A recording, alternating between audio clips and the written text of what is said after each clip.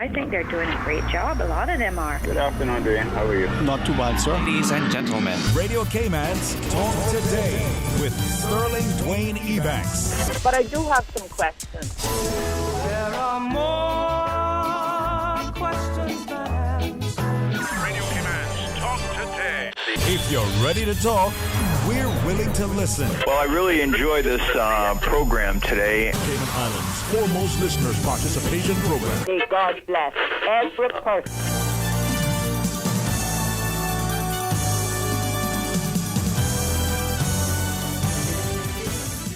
Hey, good afternoon and welcome. And thanks so much for joining us on another terrific Tuesday's edition of Talk Today. We get things off with our good friends from Dream Chasers. Came on to tell you about an upcoming event.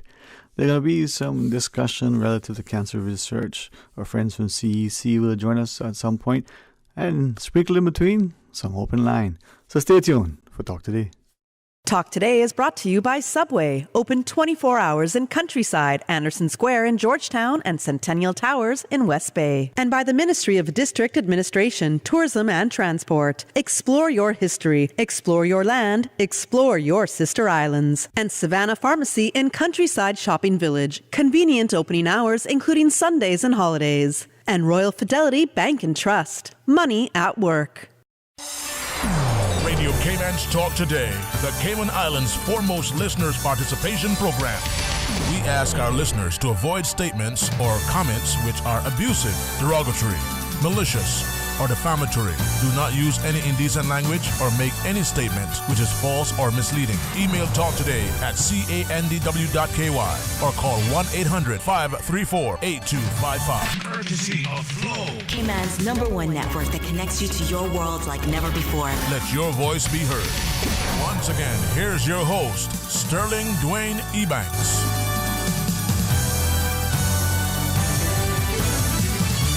Hey, good afternoon. Welcome back and thanks for joining us. And thanks to Miss Susan for making it easier here as you sit in the studio, out of the rain and out of the heat, but who knows what it'll be like. Well, happy to welcome from Dream Chasers, came on their senior dance captain, Miss Cassidy Davis. You know, when I think of dance and movement and rhythm, recognize that it's not just hypnotic and it's not just something that lulls you in the sense of serenity and security. It is exercise for the mind as well as for the body. And watching you and your entourage perform has always been great, man. I fondly recall even in the heat of the Saturday afternoon on the West Bay playing field as part of Earth Day. It was amazing to watch that performance, and it wasn't a theater in some big hall somewhere in some big country. It was just a playing field. But you guys had fun and made it truly, truly amazing. Thank you. We always try our best, you know. Performing for others and is our passion, and we always want to entertain the audience. So appreciate that. Yeah, Thank you. It comes through so vividly to watch, that movement, the interaction between you and your dance team. But then us as the audience watching it. You could be seated in a chair under some wonderful artificial lit space, or you could be, as we were, almost barefoot in the grass, and there you are on somewhat of a stage. But it was fantastic. If I might, as we get into Dream Chasers, for you at some point, I will ask you, has dance always been your passion? Has that been always what you gravitated to? Dance, I've always danced since I was a baby in my mom's arms, the cliche. She used to put me to sleep dancing. So yeah, it's always been my passion, and I do want to pursue it as a career. I wish I realized that earlier in life, get a little head start, but everything happens for a reason, and God has a plan for all of us. So amen. Sometimes we don't want to be obedient. Yep. I wonder who he's talking to. No, but the idea that through dance, like the culinary arts, like anything that is a creative expression, more and more that we find that calling and we answer it, and the society is supportive and nurturing and provides opportunity, the more we grow as a people, the more that history will look at us fondly. Perhaps start of the evening will be another chance for the country to come out and appreciate where we are, the space and time in which we live, but the amazing talent that will be on stage. Yep. So tell us about what's coming up. This weekend, not this Saturday. Yeah, this weekend. So we are having our 4th season of dance. It would be at Pedro St. James, Saturday and Sunday. So Saturday will be at 7 p.m. and then Sunday at 6 p.m. It would be $25 for adults and $15 for children. This show, it is called Shine, by the way. So it's basically about being your true self and shining. And as dancers, you know, we take the performing arts and dance as our way to escape and express ourselves. And Miss Mel always says this to us, like, when we dance is when we truly shine, especially knowing that is our passion. So this show is gonna really tie into all of that and us shining as individuals and as a group. And then also we kind of tied in a bit of being Black and proud, being Caymanian and proud, being ourselves, shining through those areas as well. And also she kind of got the inspiration for this show because of the pandemic, because of COVID-19 and, you know, those dark times we all had during the pandemic, being able to shine during those times as well. And that's the thing, I mean, adversity, they say, builds character. But how do we respond? How do we make ourselves better? And in the process, remain positive, realistic, but nurture and encourage others to come along so that they too will improve. I mean, dreamchaserscayman.com is the website as I looked at it. Increasingly, you can see so much potential and promise, but then we need us as a community to support. A couple of quick questions as we talk more about Saturday evening, whether we come out on 7 or we come out Sunday. For those who don't necessarily look at going to a dance performance, as it were, what would you say to them? What are they missing when they do come? What will they see when they do come? Well, you don't want to miss it. Don't want to miss you it. Don't want to miss it at all, it, first of all. Yeah. So, like I mentioned, it's going to be about us shining and us being proud as individuals and as a group. So you're honestly going to miss an amazing show. I'm going to try and explain without giving out too much because obviously you want people to come and experience the show. But the whole show is basically a story. Yeah. So the first half of the show, so before the intermission, I'm trying so hard to think without trying to reveal so much. But it's a choreography, right? It's as you said, it's a story. We come and through dance and interaction, we see a story unfold and interplay between the different dancers. For some, though, I think of, I can't remember the first one, but the first few times I watched dance performances, I went because it was interesting, intriguing. Never been, what is it? And over time, you start to appreciate that there's a language, there's an interplay. Nothing is being said, but it is so much is being heard and seen and observed just by what is happening.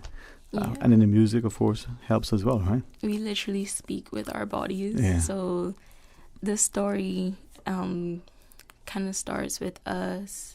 I'll give one away. So it will start with... You sure? No, I'm thinking about this now. Miss Mel? She's not going to be mad. Okay, It's okay. You sure? Let's call her. Hello. She says okay. So one of the first pieces starts off with like Long Celia. So the story of Long Celia being a slave in Cayman. So I'll leave that there. So that's where it starts off. And then it goes and transitions into us being proud of who we are. And our skin and the people we are. And then goes into us shining and taking all of that and making it empower us as a group, again, as individuals all together. So that's kind of the first half. The second half, literally think of it as kings and queens that you're going to see on the stage. And all of that put together. Literally what the whole show is called is shining, us all shining. So that is what you're going to miss if you don't come. So I strongly suggest that you make your way to our show this weekend because it's going to be amazing. And think of it, the setting that you have at Pedro in and of itself is a magnificent setting. but the historical connection of what Pedro represents, from the reading of the proclamation to the seemingly the seat of government, and there's a strong historical connection there. There's a strong cultural connection, but the setting itself is just fantastic. You were sharing with me, I hope I don't speak as a turn, I appreciate what you were sharing earlier, just the way you've set up the stage and the way the audience will be positioned.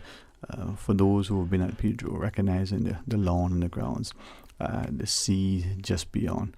For me, that is that is powerful. Yep. And I can see where you have this drawing of us coming there, sitting, watching, participating, and with that level of what I call hopeful expectation as to what it could cause us to be and to do and achieve and want as we leave. Yeah. So both Saturday and Sunday.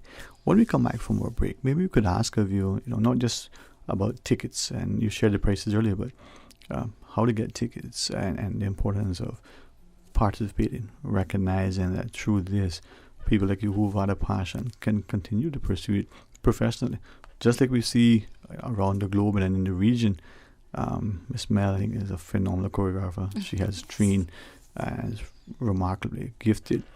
She's imparting out and empowering and causing you guys to take up the mantle and shine. Yep. All right. If you want more information about Dream Chasers, certainly look at dreamchaserscayman.com.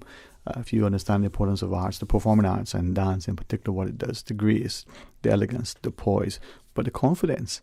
You know what? Saturday evening, Sunday evening, come both. You might miss something when you blink on the first night. All right, we're going to pause and take a short break. But when we come back, we invite you to rejoin us for more discussion. Stay tuned. Freedom, Cayman Brack. Freedom, Little Cayman. Soft breezes, blue waters, no traffic. Unwind and rejuvenate your mind, body, and soul. Sister Island Staycations, a taste of freedom. Discover all that our sister islands have to offer.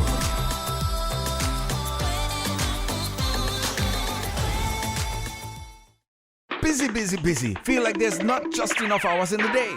Savannah Pharmacy, service to make your life easier. Now you can WhatsApp your prescription order to 929-5045. And pickup is just around the corner with everything your family needs and convenient opening hours including Sundays and holidays. WhatsApp your prescription order to 929-5045. Savannah Pharmacy, wholesome values with modern conveniences. It's not Toolfest again at A.L. Thompson's. Toolfest is the annual two-day event held since 2009. Not Toolfest is our travel-restricted version. Instead of 2 days, Not Toolfest is 2 weeks of the best prices of the year on select tools, buy one, get one offers, and a free laser level with tool purchases over $200. So plan now for a Not event that you cannot miss. May 21st through June 5th at A.L. Thompson's. It's not Toolfest, but it's almost as good. For the record. For information that matters to you, the people. Hear from the government, the opposition, independents, and other experts on issues and solutions that affect you. For the record. Every Monday, Wednesday, and Friday, tune into 89.9 and 93.9 FM from 7:30 to 9 a.m. for Cayman's new Straight Talk morning show. For the record. I invite you to join me for the record.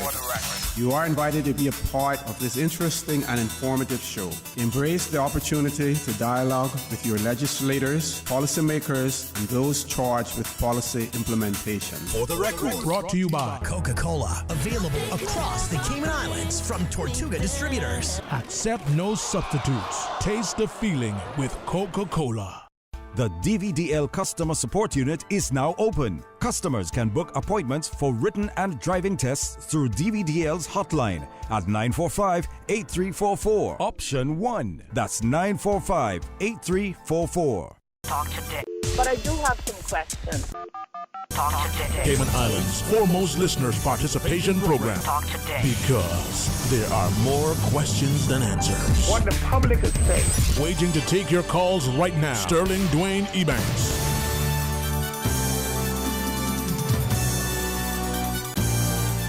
Hey, good afternoon and welcome back, and thanks for joining us in the studio. It truly is a pleasure to have our company to not remind us of the importance of the performing arts, but if you would, to showcase through her and through Dream Chasers the incredible and immense talent that we have in this society. The senior dance captain for Dream Chasers came on, Miss Cassidy Davis. You know, when I listened to what you were sharing earlier and understanding that through the performing arts or a dance piece, in particular the choreography, but the amount of practice and rehearsal and preparation from getting the piece together so that the dancers feel it, to the dancers actually being on stage to perform it, so that we as an audience can understand through this movement the story. What is it that is being shared, so that we come away with a better sense of appreciation. From that, how long, I mean, in getting this from the initial concept, you guys performing, rehearsing, and then performing. The rehearsals, I know, can be long and arduous, right? Yeah. Well, if you know Miss Mel, we don't take rehearsals lightly. We always, even though it is a rehearsal, we perform as we rehearse, as we practice. This show has, in terms of choreography and the dances, we started about over a year now. And then there's one dance that's repertoire, which means that it's a dance we've had before and just pulling it back in for this show. And like I said, Miss Mel, we always do our best. And I actually have a choreography in this show as well. So it's 4 of our dancers, and big secret, well, it's not a secret, but surprise, I should say, Miss Mel is actually going to be dancing my piece. So I heard a rumor, so it's true. Yes, it's very true. She will be on stage. I feel so honored. Yeah. You know, from her being someone I always look up to, and someone who helped me realize that dance is my passion. For me to be choreographing on her and like what she has taught me being done on her, like, is amazing. I remember, you know, some would say a very long time ago. I would say it was just a few months ago, right? At the I call it the middle school the hall, and there was an after school activity and event in there. Miss Mel with some students and getting started, as it were, you know. And just to watch the enthusiasm of those young, you know, boys and girls, but, you know, primarily girls at that time, trying to figure out where we're going with this. And, you know, just by the entrance, looking at that point inadvertently in the wrong space, but glad that I stumbled into it, to see this lady with these group of young people and corralling them, getting them to a space where you could just feel the positive energy. I wasn't yesterday, but it may as well have been, because that same level of enthusiasm is still with her. Yep. So to have her to get back on stage, I think this is maybe for Cayman the first time in a while that she's danced, right? Yeah, I think the last time was no, that's a lie. She danced at our last show. I think it was 2 years ago. Yeah. So for a dancer, that's quite a while, right? Because you dancing every. I mean, she's dancing while she's rehearsing, showing you pieces and the choreography and like, but to be on stage and to be the dance on stage is a bit different than in rehearsal. Hey, this is what I want you to do. Yep. I can see why it's an honor, but it's the ability to do and to show you how it's done and to tell you how it's done, so that you have an example. I think that's what makes Mel so remarkable. Yep. If I might know, when we look at dance, I think we like movement. We just do it. Some of us never redefine our rhythm, as it were. But dancing isn't just something that you do. There's practice. There's a formality, as it were, whether you're learning the salsa or was it the buchacha? Friend. Get me to the. You meant bachata. Buchata? Bachata. Bachata. Say it for me so I can get Miss Davis Quintero. Bachata? Bachata, yeah. Okay. If you're listening, that's how we say it. Bachata. No, but it's more than just, you know, what we see some people call dance, and even that to watch performers, you know, professionally get up and dance to a choreographed piece. There is a lot of technique, like you said. A lot of people don't know about it, but there is a lot of technique in every style of dance. Even dance hall has its technique and specific movements that you need to do when dancing. And that's another thing I admire so much about Miss Mel. Even though, yes, we love to dance and we move and so on, technique is also very important for us. So everything that she learned in Edna when she was at school has been taught to us, and as it's brought down to us, me as a teacher as well, because I teach the younger ones. Whatever Miss Mel has taught me, I teach them. So it just keeps going down the line. Yeah, and it's the technique, it's the discipline. Of course, you practice, but then if you're repeating the same thing incorrectly over and over, you don't get any better. And that level of instruction, as it were, for parents and for us, even as sort of wanna-be dancers who may have couple of things. Ages, to get in and be a part of Dream Chasers. Doing from 0 to 50? Is it, 1 to 100? Anybody, we take never? any age, everyone. So we actually do have adult classes, which is also a part of the senior classes. So Tuesdays and Thursdays at 7:30 at Kingsport Center.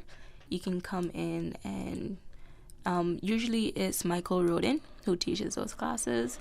Sometimes we might rotate. But yeah, 7:30. Teach anything and everything? Yep, pretty much everything under the sun.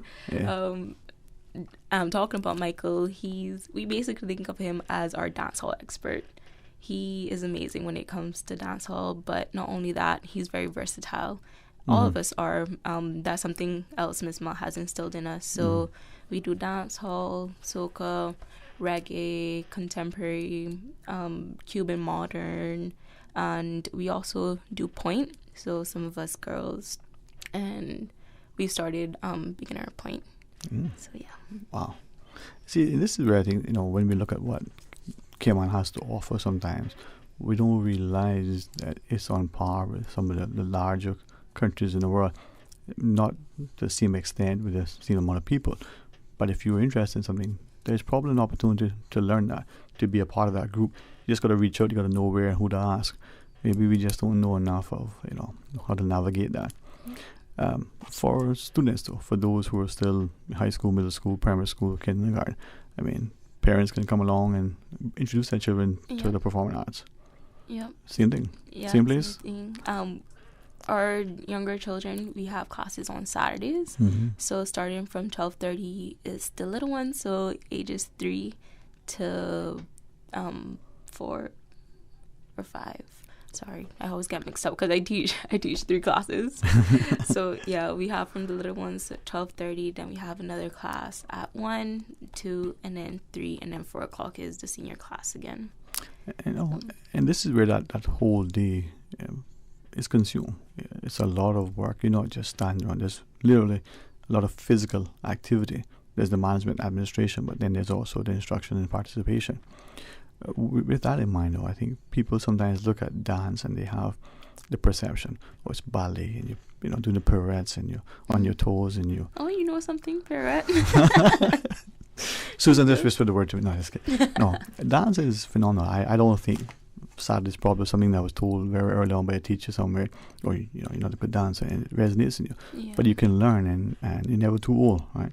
Never.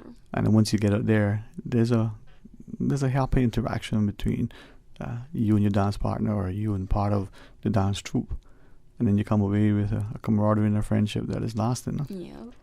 Whether it's on the grass overlooking the football field, or it's in an auditorium, or it's wonderful sort of stage on the lawn of Pedro, as we see this weekend. How do we get tickets for Saturday evening? Just at the door? So yeah, at the gate. So once you come in, you can get a ticket. It'll be $25 for adults and $15 for children, like I said. Yeah, and it's going to be a great evening. So 7 o'clock on Saturday, Sunday, an hour early at 6. And it's, I guess, in 2 parts, so to speak, the whole evening. You do the first performance and intermission, and then the football will be the second half. For me. Yeah, so it'll be the first half of 15-minute intermission, and then the second half. See? And the whistle blows and you come back. No, I gotta think of it so I can remember this. No, but it's making me laugh. But it is always fun, though. I think that, and even for those of us who may not necessarily have, gravitate towards this sort of evening, it does something for your spirit. You appreciate it. If she doesn't mind, I remember Miss Pat Bent, one of the teachers over at one of our primary schools, not just as a playwright, as a music instructor and the like, but to get her students involved and engaged and through the theatre, sharing a very convincing message of national importance. Through this as well, you see Saturday evening history, you see reflection on self as you guys shine. Yes. There we go. All right. How many, for the evening, how many of your dancers, I'm just trying to think of what I saw earlier, how many would be the most at one time on the stage? Because I think there's some interplay between people coming off and coming on, and then there's the movement around.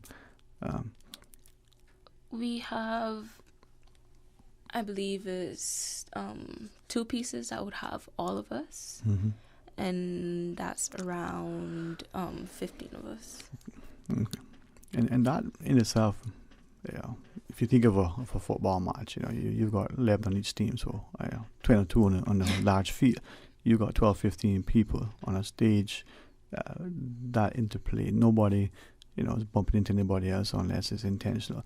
You find your space, you're moving with grace, and as you sort of interweave amongst each other, it tells you something. I think of one of the pieces where I love the grace and the elegance where the arms are outstretched and you're just moving across, whether it's a male or female dancer, just to see that almost seemingly, a flight. I don't know, man. It's it looks better to watch it than to try it. So you're good. Thank you. In closing, maybe I'll ask you, what do you think, without giving away, what would be your most favorite thing of the evening? Not necessarily the pieces if you want, but whether it's the large audience that will be in attendance. Literally the whole show, I can't pinpoint. Well, I do have a favorite piece. It's not my choreography, and the piece is called Shine, ironically, like the show. It'll be in the first half, so you can look out for it. And literally the whole show, everything all together is so amazing. Well, I commend you and all of your dance crew for not just the discipline, the dedication, the determination, but the desire to, through your passion, help us to all shine. And to Miss Mel, for having that passion. I think Miss Norn and others in here, but here is someone who's taken on the mantle, who's demonstrated that, as a creative, you can not only make a very successful living, but more importantly, you can make a profound contribution to society and leave an indelible impression on young minds like you who are equally impassioned. So that is a true strength and testament to a very healthy society. And thanks for everything, man. Of you course, guys are great. So this, Saturday evening, 7 o'clock, Sunday at 6, Pedro, and a performance by Dream Chasers came on Shine. Yeah. Well, I'm hoping that it'll be another wonderful evening, an incredible audience in attendance, and the society comes away with a strong appreciation for the talent that we have here. Yeah, thank In you. you we can see it. Thanks very much, huh? Of course, thank you. And follow us on Instagram, Facebook, and YouTube if you want more information or to see us around. Dream Chasers came on, huh? Yes, sir. Thanks very much, Miss Cassidy. And for the parents who continue to support in our church and find funds when we feel it's almost impossible to get blood from a stone to support these programs, to pay for the tuition, to transport our children in particular. And as adults, you're never too old. I mean, I always think, you can teach old tricks to a new dog. You can teach new tricks to an old dog too. All right, we're going to pause and take a break. When we come back, more talk today. Busy, busy, busy. Feel like there's not just enough hours in the day. Savannah Pharmacy, service to make your life easier. Now you can WhatsApp your prescription order to 929-5045. And pickup is just around the corner with everything your family needs and convenient opening hours including Sundays and holidays. WhatsApp your prescription order to 929-5045. Savannah Pharmacy, wholesome values with modern conveniences. The West Bay Action Committee is holding a meeting this Wednesday at 7 p.m. at Papagallo Restaurant to formulate a plan for a West Bay District Committee. All are invited to attend and contribute. That's a meeting held by the West Bay Action Committee tomorrow, Wednesday, 7 p.m. at Papagallo Restaurant. The Cayman Islands Chamber of Commerce Pension Plan. We're here for you. Please be advised that the pension contribution holiday has been extended until 30th of June 2021. Employers and plan members should ensure arrangements are in place for salary deductions and remittance following this date. The Cayman Islands Chamber of Commerce Pension Plan, keeping you informed. For further information, visit chamberpensions.ky, and for information as it happens, follow us on Facebook, LinkedIn, or Instagram. Email admin@pensions.ky or call 745-7630. We're here for you. Work Jobs Cayman has a new look. Registered users can now experience a more user-friendly platform, allowing for easier registration and posting of job ads. To see and experience the new look today, visit www.work.ky. That's WORC.ky.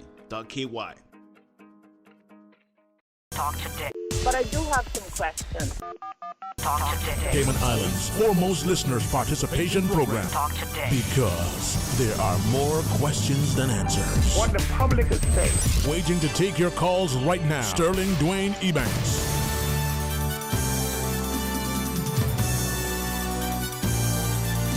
Hey, good afternoon. Welcome back and thanks for joining us as we invite you now to be a part of some discussion here as we have an open line segment until the headlines at 1.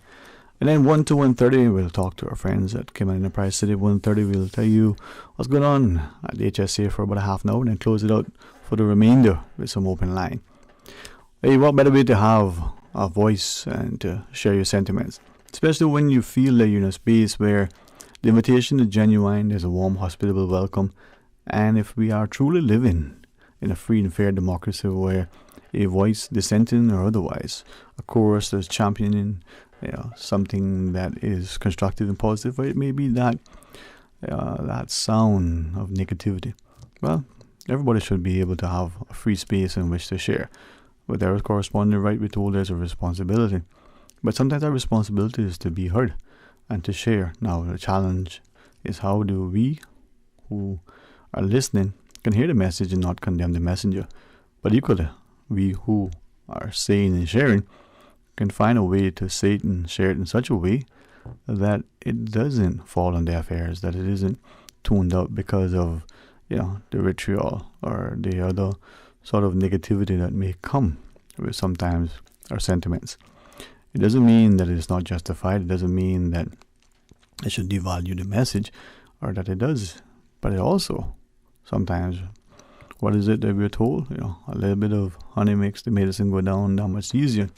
Well, it doesn't have to be organic honey. It doesn't have to be, sourced from the nearby sort of, space that your friend has prepared in the backyard. Speaking of which, hopefully I'll get that soon. And it certainly seems that sometimes because it comes from a local source purveyor, that for whatever reason it doesn't have the same value or worth, when in fact it probably is that much better. Not just from the health perspective, but because of the sense and sensitivity towards it. If we look at where we are in terms of getting perspectives and opinions from our own people, do we value their contributions, their expertise and experiences, or do we rather gravitate towards something that is further afield, whether it's the neighbor next door, or whether it's the neighbor across the pond, or whether it's something from history? Doesn't mean that it's better because it comes from afar. Maybe right at home sometimes is the best place. A ship coming into port to navigate under local knowledge. But yet how many times have we literally seen vessels at anchor, whether it's a freighter, a cruise ship, or a private motor yacht, drop anchor and destroy coral? Well, you can't unring the bell. I certainly don't think you can transplant coral either. And once it's broken and destroyed, well, is it not forever? Well, hopefully not, but probably is. 949-8037, 1-800-534-8255, or you can WhatsApp 925-3261 as we invite you to share a thought. Now, we're not that far away from what seemingly has been determined to be the hurricane season from the 1st of June through the 31st of November? Is November 31 days this year, Miss Susan? It probably does, Check it out. I mean, last year was a long century, so November might have 31 days this year. It just could happen. I mean, man can do all sorts of things these days and call it, fact. Now, as I joke and jest, you remember in 2004, they seemingly, weather extended into 2005. I'm told by those who love weather a lot more than I do that already we've had some skirmishes and some weather systems developing, and we're not even, the official hurricane season. I don't say that to, cast aspersions on anyone, but just to remember and recognize that, as we refer to as Mother Nature, she'll do what she wants. Kind of like how a woman will, her prerogative to say yea and nay. Well, if we keep messing and tampering and hindering and harming and hurting, do you think it's going to be any helpful as we move forward? Whether it's the space to create more for us as the human race, or if it's the requirement and recognition that sometimes open outdoor spaces that are clean and safe, whether they're beach parks or trails, or whether they are preserved and protected fishing grounds, or whether it's a space where, as a body of water, you can go and see the fish, perhaps the birds in flight, perhaps to appreciate that there's much more to the true sense of a high standard of living and a quality of life than the amount of money that we have, or the gated communities in which we live, or even the clothes and that we wear, the cars that we drive, the titles that we've ascribed to ourselves, or somehow, added it to someone else. Maybe there's too much style and not enough substance, but even sometimes the style is questionable as well. Now, your thoughts. Where are we in the society, and what are we doing to make it better? And where are we in terms of how we are feeling about whatever's unfolding, or some would say unraveling? 949-8037, 949-6990. Of course, you can give us a call on the Flow toll-free line at 1-800-534-8255, or you can WhatsApp 925-3261. I was in a discussion earlier with some individuals who have perhaps increasingly given the sentiments that we've seen as a growing society, as an emerging democracy, as a space where maybe it is time that we start to look at where we are and what we have, with a view that we're not just only affected and impacted by what is happening globally and regionally, but even within our own sort of space. What decisions are we making? What decisions are we delayed in even considering? From the pace, as the one lady shared, and scope of our development. As an example, she said her view initially was that when we would build, we shouldn't probably build along the coastline, so that there could be not only a sense of an extended vista for all of us. Now that is perhaps a little bit too late in most places, but if we look at the country as a whole, including Cameron and Little Cayman, could we learn from whatever missteps and mistakes we may have made here on Grand Cayman? But then if as we continue to look at whether it's a deliberate, conscious initiative to increase our population, or whether it's going to happen over the next decade or the next century, do we think sufficiently long and hard about the impact to society, the impact and the need to improve our infrastructure? And she shared, like a pyramid, why would we build, the high, tall buildings along the coast and then inland? Do not only the views and the breezes block, but potentially the light. Why don't we build, along the coast at a lower height, and as we come to the center of the island, we go up like a pyramid? Now, seems sensible, and maybe it was considered dismissed, or maybe it wasn't considered at all because we weren't thinking, in a big picture, as it were. And these are the sorts of discussions that I engage at times, and realize that there's much, as we just had a conversation just earlier, with the senior dance captain over at Dream Chasers, Miss Cassidy. They talked about the incredible talent that we have in our society, but are we recognizing that?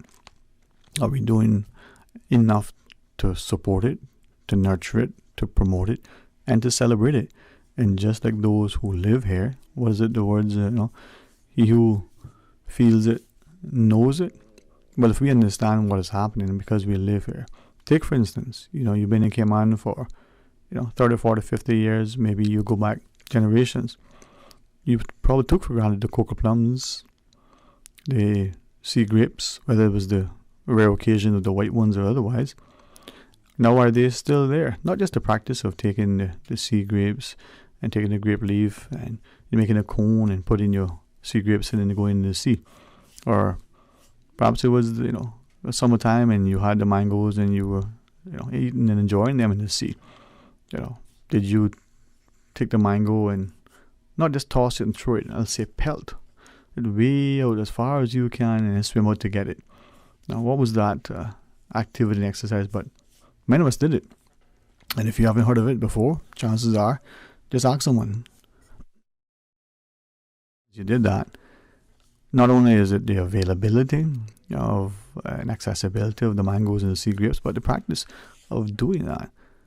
Now, from the loss of the space and the place and the actual produce of being able to do such because they're no longer available, what else have we lost? And what else are we losing? So we walk the beaches, do they seem accessible? From the protruding sea walls and other things that impede our passage, to the way we've developed and caused the beaches to erode, so we now have to either turn back or wade far out into the sea to get around that particular little point in order to continue moving along the beach. To the fact that if you're driving, you don't see the sea as it were, but there's no sunlight coming through because on the west side there's nothing but a high-rise concrete structure. And so is that affecting the flora and the fauna? Is it affecting you in terms of not having sufficient sunlight into your space? Little things that other developed nations have grappled with are trying to figure out how to address. Maybe they've seen because of increased shade that there are more moss on certain things and algae and like on trees. Maybe certain plants that were flourishing no longer exist. Maybe there are new things. Not that we get into it from the perspective of being so pensive that we're no longer able to have meaningful decisions taken, or that it's speaking to an esoteric, audience, as it were. But it's about embracing and engaging. All right. Well, with that in mind, when we come back from the headline news, we'll welcome our friends from Cayman Enterprise City. We'll tell you about the things that are happening in certain spheres that reflect positively on the country because of the genius and the industry that sort of unfolds within our space. So stay tuned for Talk Today. Radio Cayman, the voice, the heart, the soul of the Cayman Islands. Today's biggest news. Radio Cayman, your voice, your choice. Local, regional, international. This is headlines from Radio Cayman's newsroom. Today's biggest news. With your latest headlines, I'm Felicia Rankin-Solins. The public is invited to join the Queen Elizabeth II Botanic Park for its first ever 5K run walk on Sunday, June 13th. For more information on the race route and to register, visit racecaribbean.net. In international news, Moderna says its COVID vaccine is highly effective in adolescents aged 12 to 17. No cases of COVID-19 were seen in a trial involving 3,732 young volunteers who received 2 doses of the vaccine compared to 4 cases in controls who had placebo injections. Moderna says it will soon submit the data to regulators globally to seek approval for use in teens. Texas legislators have passed a bill which would allow most people to carry concealed handguns without a permit. Current state rules require those carrying handguns to have a license, training, and background checks. But Texas's Republican-run Senate has voted to drop the restrictions despite warnings from gun control groups that the measures could put lives at risk. WWE star John Cena has apologized to China for calling Taiwan a country in a promotional video for the latest Fast and Furious film. The interview prompted a backlash in China, which considers self-ruling Taiwan to be part of its territory. Mr. Cena has now posted a video message on social media in which he speaks in Chinese and says sorry for his mistake. These are your headlines. I'm Felicia Rankin-Solins. For the latest in news and information, follow Radio Cayman on social media, Facebook, Instagram, Twitter. Download the Radio Cayman app or log on to our website, radiocayman.gov.ky. Radio Cayman, maintaining the innovation. On a daily basis, making it easy to connect with you, our listeners. Add us to WhatsApp today, 925-3261. That's 925-3261. Radio Cayman. Send a text or voice note. Can I send a request, please? You don't really have to ask us. Just send a request. This is a shout out to my ex. Radio Cayman, the voice of the Cayman Islands. Radio Cayman, maintaining the innovation. We give you honor and praise, adoration and glory. Radio Cayman.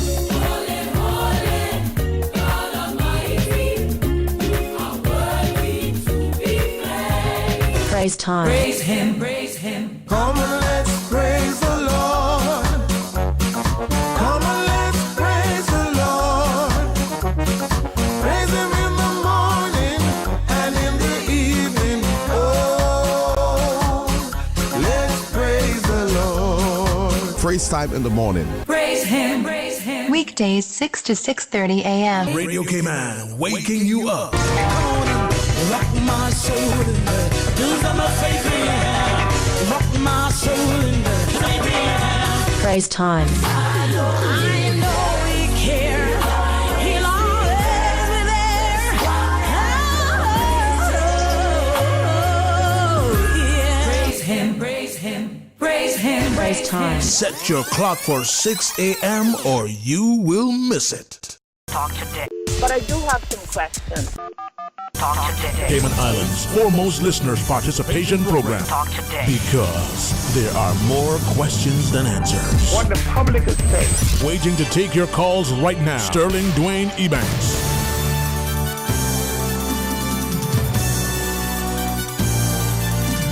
Hey, good afternoon and welcome back, and thanks for joining us as we're honored now to be able to continue to showcase some of the great things that are happening in our society, from the performing arts and sort of artistic expression to the tech sector.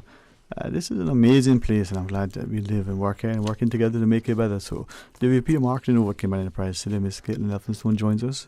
Pleasant good afternoon. Hi, good afternoon. Thanks for having us on. All right, well, I'm always excited and looking forward to learning more about what's unfolding, how we as a space and a place are benefiting, and thanks for bringing around Chris Wall, man. Wallsy Creative. Good to see you again, man. Yeah, likewise. The beard is growing in nice, though, man. I know. I try. Yeah, I was trying to, but I should have shaved before I came in. But the smile is always there, man. How are you? I'm very well. How All are right. you? Pull you around. Mic to you a little bit closer to you. This one here, and then look at that. We good? We good, yeah. And that was watching on YouTube would see. Look at those eyes just getting at you, man. The genius. Well, Ms. Tanya Bigmore, thank you. It's a pleasure to welcome you to our studio. Good afternoon to you. Good afternoon. Thank you for having me. Right. Now, Chronix Digital, at some point, I've seen bits and pieces from the CEC, and at some point, I want to maybe ask you more about it. But for you, Caitlin, almost seems to me on a daily basis, something great is happening, and greater things to come with the promise of Cayman Enterprise City. So, congratulations on what I have now come to find is another award under your belt. Yeah, it was great to assemble such a cool team of experts to work on this project and really showcase Cayman in the best spotlight possible. So the project that I'm talking about is the new Cayman Enterprise City website. It's CaymanEnterpriseCity.com. If you haven't seen it, definitely check it out. But we've been recently awarded a HubSpot award, which is excellent global recognition, and it's just so exciting to see these kind of projects get recognized. Mm-hmm. And I think, too, from that perspective, I mean, when you look at the collaborative efforts of people, one person can make, without question, a major impact, leave an indelible impression on others. But when you bring collectively, creative minds who are cooperative, but who are seeing a bigger picture, so much more can happen. Maybe before I ask, Chris to join in, Ms. Tanya, your perspective. We see, gladly, more and more younger people, more and more of our ladies in the digital sphere, coding, creating, running, managing, and being the example. So kudos to you guys, huh? Thank you. I have noticed a huge shift in the gender divide in the tech space, and that's really cool to see a lot of the younger ladies coming into the space and getting into it. And for me, it's not that it's because of this came on, but I think it bodes well with our history that our women, we know without question the Iron Man and wooden ships, and they went and they served and sacrificed, but we're also very appreciative that it's the women that were behind who did so much to add and complement what was happening. So it puts us. So from that perspective, Chris, we have the collaboration where we're seeing the technical genius, we're seeing the desire. It isn't whether you're male, female, whether you're 20 or 22 or maybe 102. What you bring into the space is what is valued and recognized. Yeah, absolutely. I mean, in terms of gender, you've got two fantastic ladies here who headed the project up for this, and they do a great job in getting things to where they need to get to. Even when we're looking at the internships coming through from CEC and Digital Cayman, there are so many women who are really, really pushing to get into coding, to get into the digital space generally. It's really encouraging, and it doesn't matter actually what gender anyone is. It's good to see people more and more focusing on, hey, I'm not just going to go into professional services, but there are new exciting career opportunities out there, from design to coding to anything that people want to do, and Cayman's becoming a much more creative and collaborative place, which is very exciting for us going forward. And I think it does well for us because as you shared, too many times we may have an interest as a child, but as the parent, as a teacher, we say, well, can you really make a living on that, or can you make a living on that in Cayman? And not to discourage them from traveling far afield, but we live in one of the best places to see all that coming together. I think, Caitlin, from that perspective, the idea that you win an award that has global recognition, but you win an award in the digital space. I counted earlier, and I got to 5, so I know there's more than 5 websites out there. I stopped counting after 5.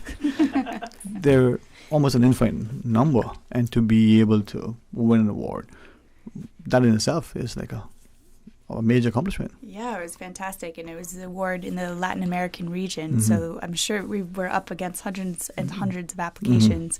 So it just really kind of gives you a nice little conclusion, and something really fun about being in the industry as well is like you get to accomplish these projects and roll them out and like, wow, look what we did, look what we accomplished, and that's really exciting.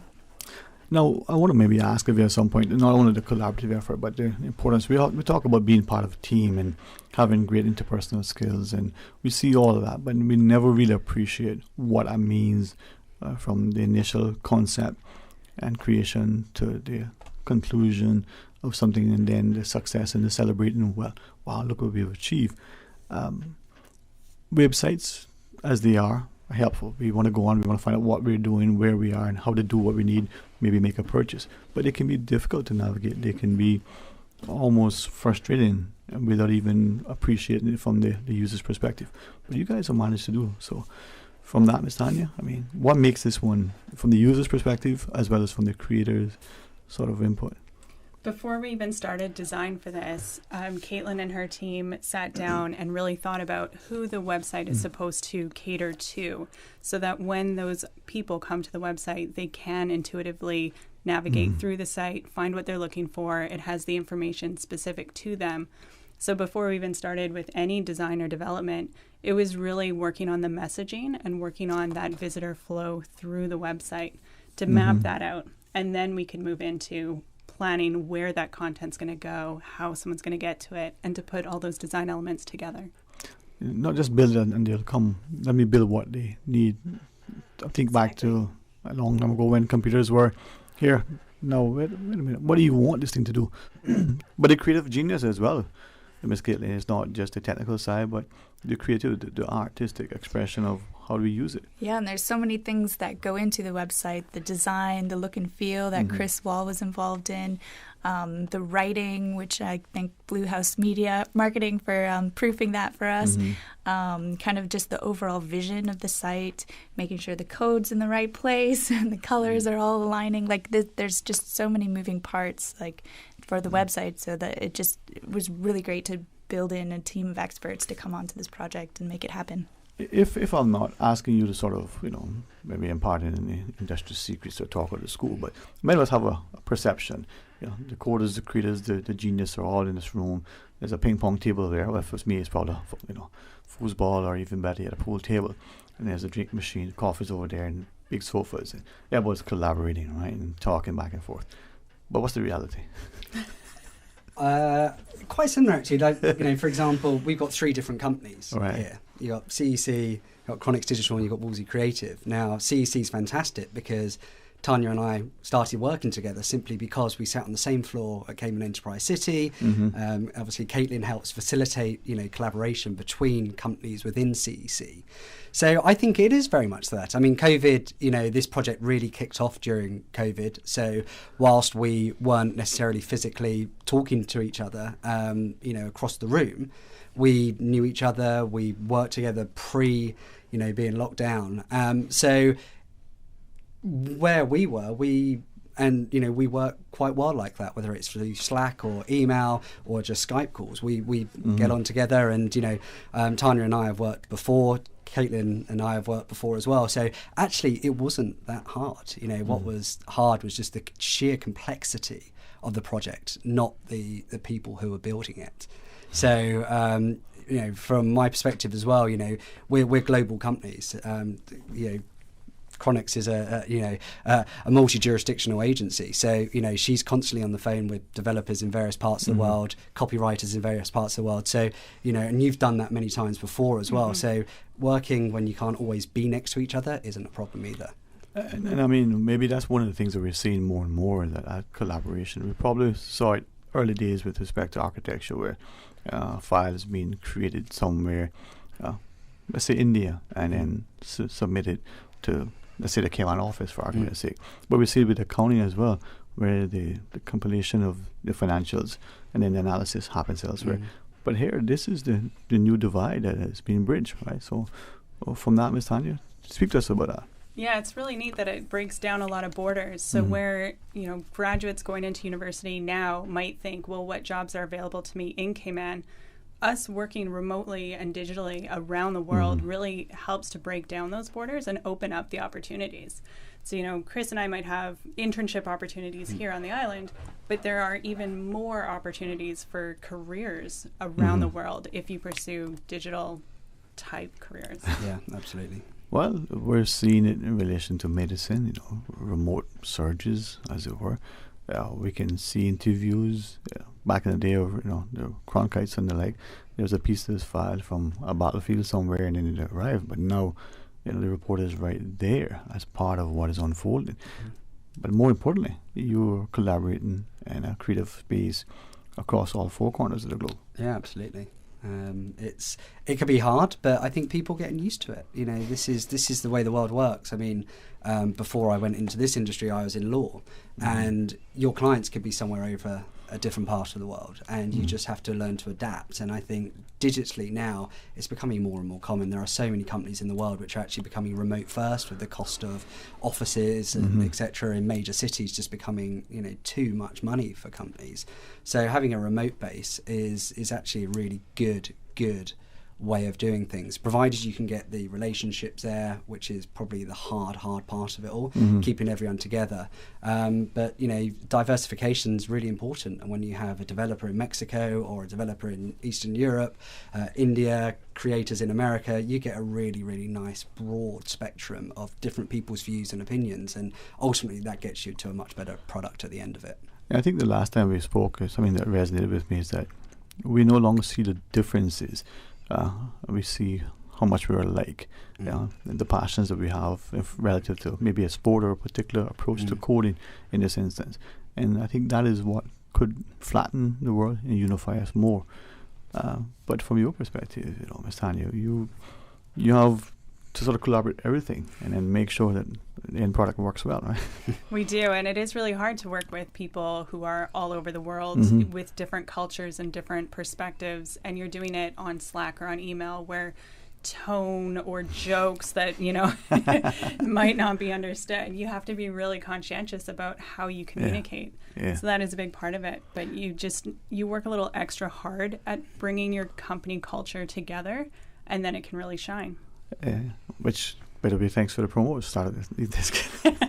No, but I say that in jest because I think, again, attempt at jokes in person may or may not go over. But the tone of an email, you know, do you need it to be to the point but not offensive? Do you need it to be in a particular parlance that conveys your message without being lost in translation? More and more, we start to appreciate it. We're going to pause and take this short break. When we come back, if you would, not just as an invitation for parents to get their children to appreciate, well, you know what, this thing that you want to do, whether it's law, you can translate it into the digital sphere, or whether it's the artistic expression and true photography and the like, there's still a healthy career that is rewarding, that can be recognized, and at the end of the day, you know, you can be remunerated in such a way that you think you're working with a Fortune 500. All right, we're going to pause and take a short break. When we come back, more talk today. Radio Cayman is pleased to feature this special Sister Islands historical vignette, brought to you by the Ministry of Tourism and Transport. Explore your history, explore your land, explore your sister islands. Alfred Berman Scott, 1914 to 1989. Alfred Scott was schooled in Jamaica and went to sea as a young man, and then to Panama, where he worked on the canal. When he returned home to Cayman Brac, he worked as a contractor and manufacturer of concrete blocks made on a homemade machine, floor tiles and aggregate. He served in the Legislative Assembly in the early 1970s, representing Cayman Brac and Little Cayman, and was a Baptist preacher for a number of years. He was a philanthropist who was widely loved and respected. Mr. Scott, who was married to Miss Alta Aurelia Henderson, was a model husband and father who raised 12 outstanding citizens. Another son died at an early age. Radio Cayman is pleased to feature this special Sister Islands historical vignette, brought to you by the Ministry of Tourism and Transport. Explore your history, explore your land, explore your sister islands. Busy, busy, busy. Feel like there's not just enough hours in the day. Savannah Pharmacy, service to make your life easier. Now you can WhatsApp your prescription order to 929-5045. And pickup is just around the corner with everything your family needs and convenient opening hours including Sundays and holidays. WhatsApp your prescription order to 929-5045. Savannah Pharmacy, wholesome values with modern conveniences. When you're tight on time and budget, but big on flavor, Subway's Meal of the Day hits the spot. Enjoy daily meals on classic sandwiches like tuna, Black Forest ham, meatball marinara, and more. Starting at $6.25 for 6-inch meals and $8.75 for footlongs. You can get Subway's Meal of the Day. Enjoy a different sandwich on a different day for the same price. Mix it up with cookies or chips or waffle fries for the same price. Subway, eat fresh. Talk today. But I do have some questions. Talk today. Cayman Islands' foremost listeners' participation program. Talk today. Because there are more questions than answers. What the public is saying. Waging to take your calls right now. Sterling Dwayne Ebanks.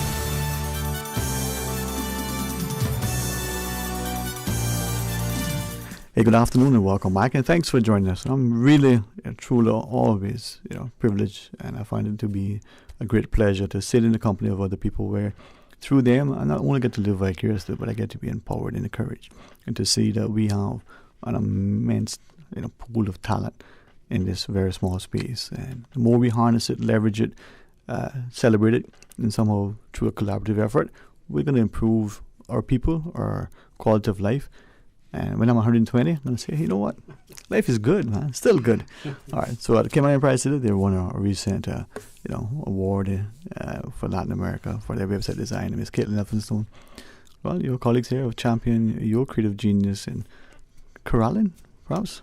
Yeah, everybody? I guess you could call it that. Good word. No, they were all fantastic to work with, and it's just kind of pinpoints that kind of community that we're hoping to build at CEC. This is just one example of all the different projects and programs that we're working on to really tie the community together to, boost collaboration and do some really cool projects. Yeah, man. Well, joining from Chronix Digital, Tanya Wigmore together with Chris Wall. What Wall's it creative? I like how you say that, man.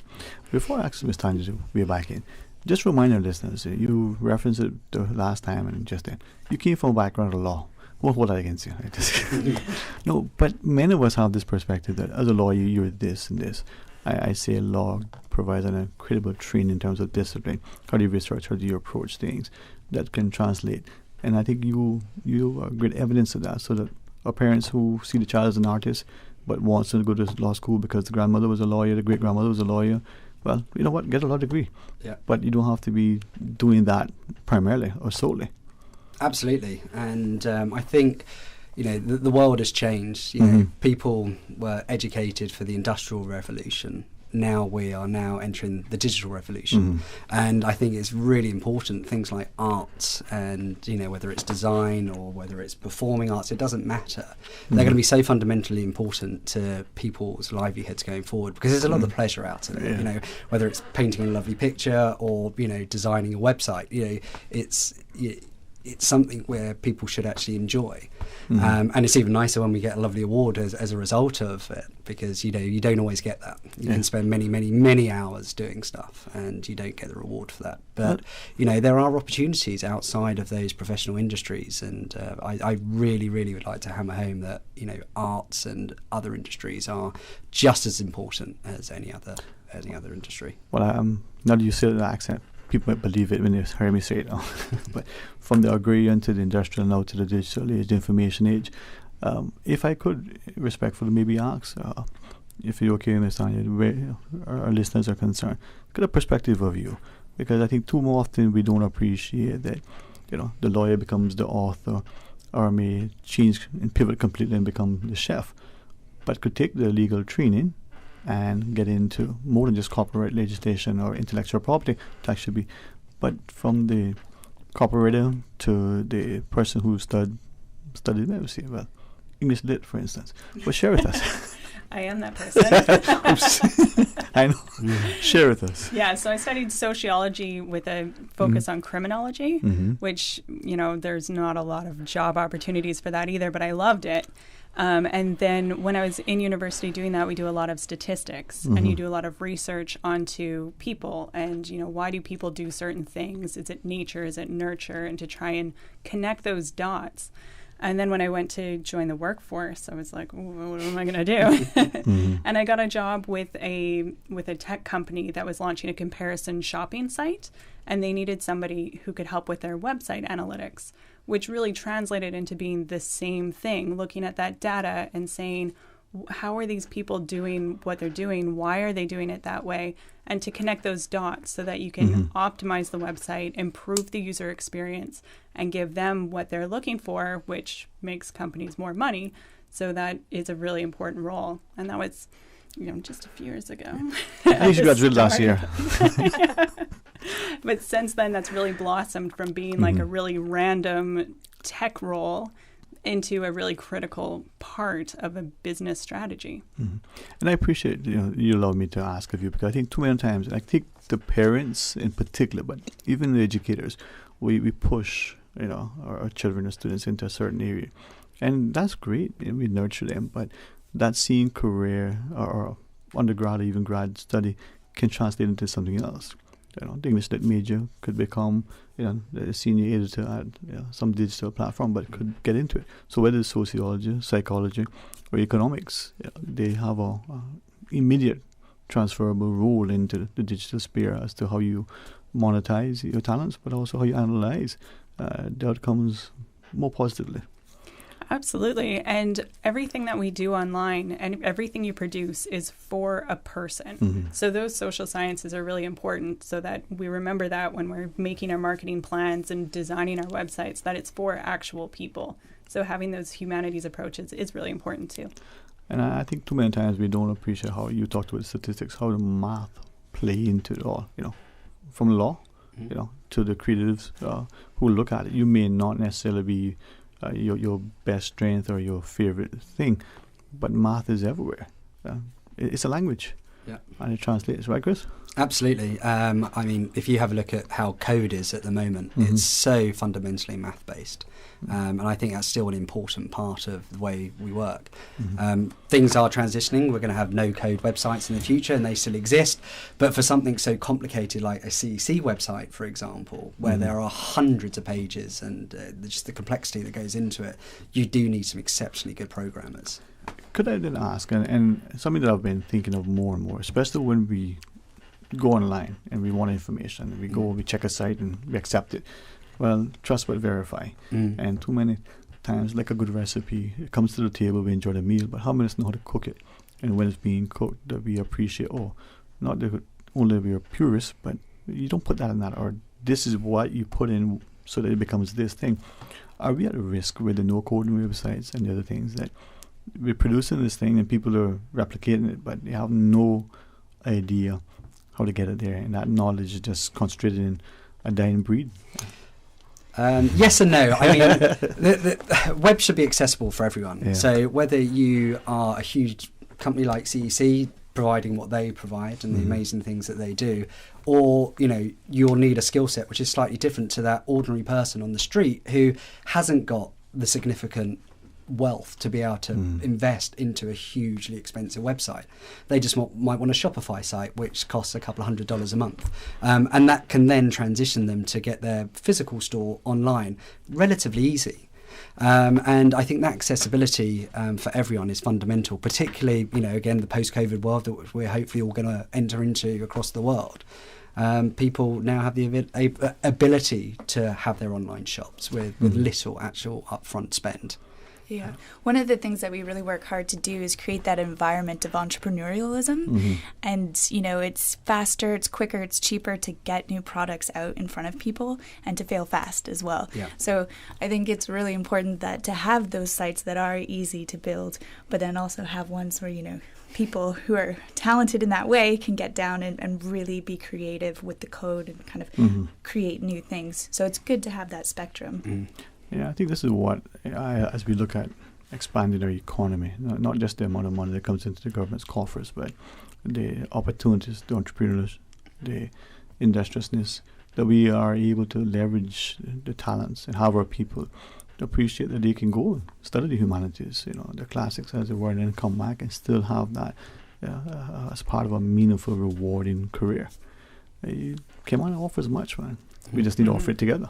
Yeah, absolutely. We saw that during COVID, how many people managed to adapt very quickly. Yeah. There's a lot of work still to be done. We need to sort payment processing and things out here, which will come. But we've seen a good transition, and it was fantastic how many businesses survived simply because they adapted quickly to getting things online, much quicker than they would have done. I mean, I dread to think what the acceleration rate was between physical to online here. It was significant from just an average person's perspective. And I think too, importantly, as Ms. Susan reminds me, is the infrastructure, that digital sort of thing, but also the bureaucracy or the lack thereof. A government that is facilitating without cutting corners, without devaluing the product, without creating this perception, this is how it's done. We can raise the bar, make it the very best, a high standard of excellence, but let it be that it's feasible and accessible and it's not bogged down in red tape. Yeah. Why does tape have to be red? If, in closing, as I may be perhaps end with Ms. Caitlin, but from your perspective, Ms. Tanya, start with you first. We think of studying, we're looking at the things that are we're passionate about. For me, I always thought, for your undergrad, go to university, get a degree, and then go from there. Unless you know that you want to be a lawyer or a doctor or even an accountant. But if you like something, start with that. What is your words of wisdom? Absolutely. Do what you love and the career opportunities will open for you, because if you're passionate about something, you're going to get really good at it because you're going to want to keep working at it. And then you're going to be the best of the best and people will come to you and opportunities just present themselves. Yeah. Chris, what about you? I mean, it's still a young world. Yeah, it really is. And I think with AI coming in and things like that, a lot of the old industries and the professional industries will get disrupted in some way, and which will ultimately reduce costs on the left side, which meant the wages aren't going to be as high as they probably once were. So people aren't going to be lured just purely to those professional industries, but there is a whole world out there, and an exciting one as well. And you know, I think Tyne is completely right. If you care about what you do and you're very passionate about it, and you want to be the best of the best, then people will come to you, and then you can demand those better salaries. There's a real adjustment, and we can see it in, you know, computer programmers, what they earn from 2005 to now. These guys are on lawyer salaries, top lawyer salaries. It's insane. Even in Cayman?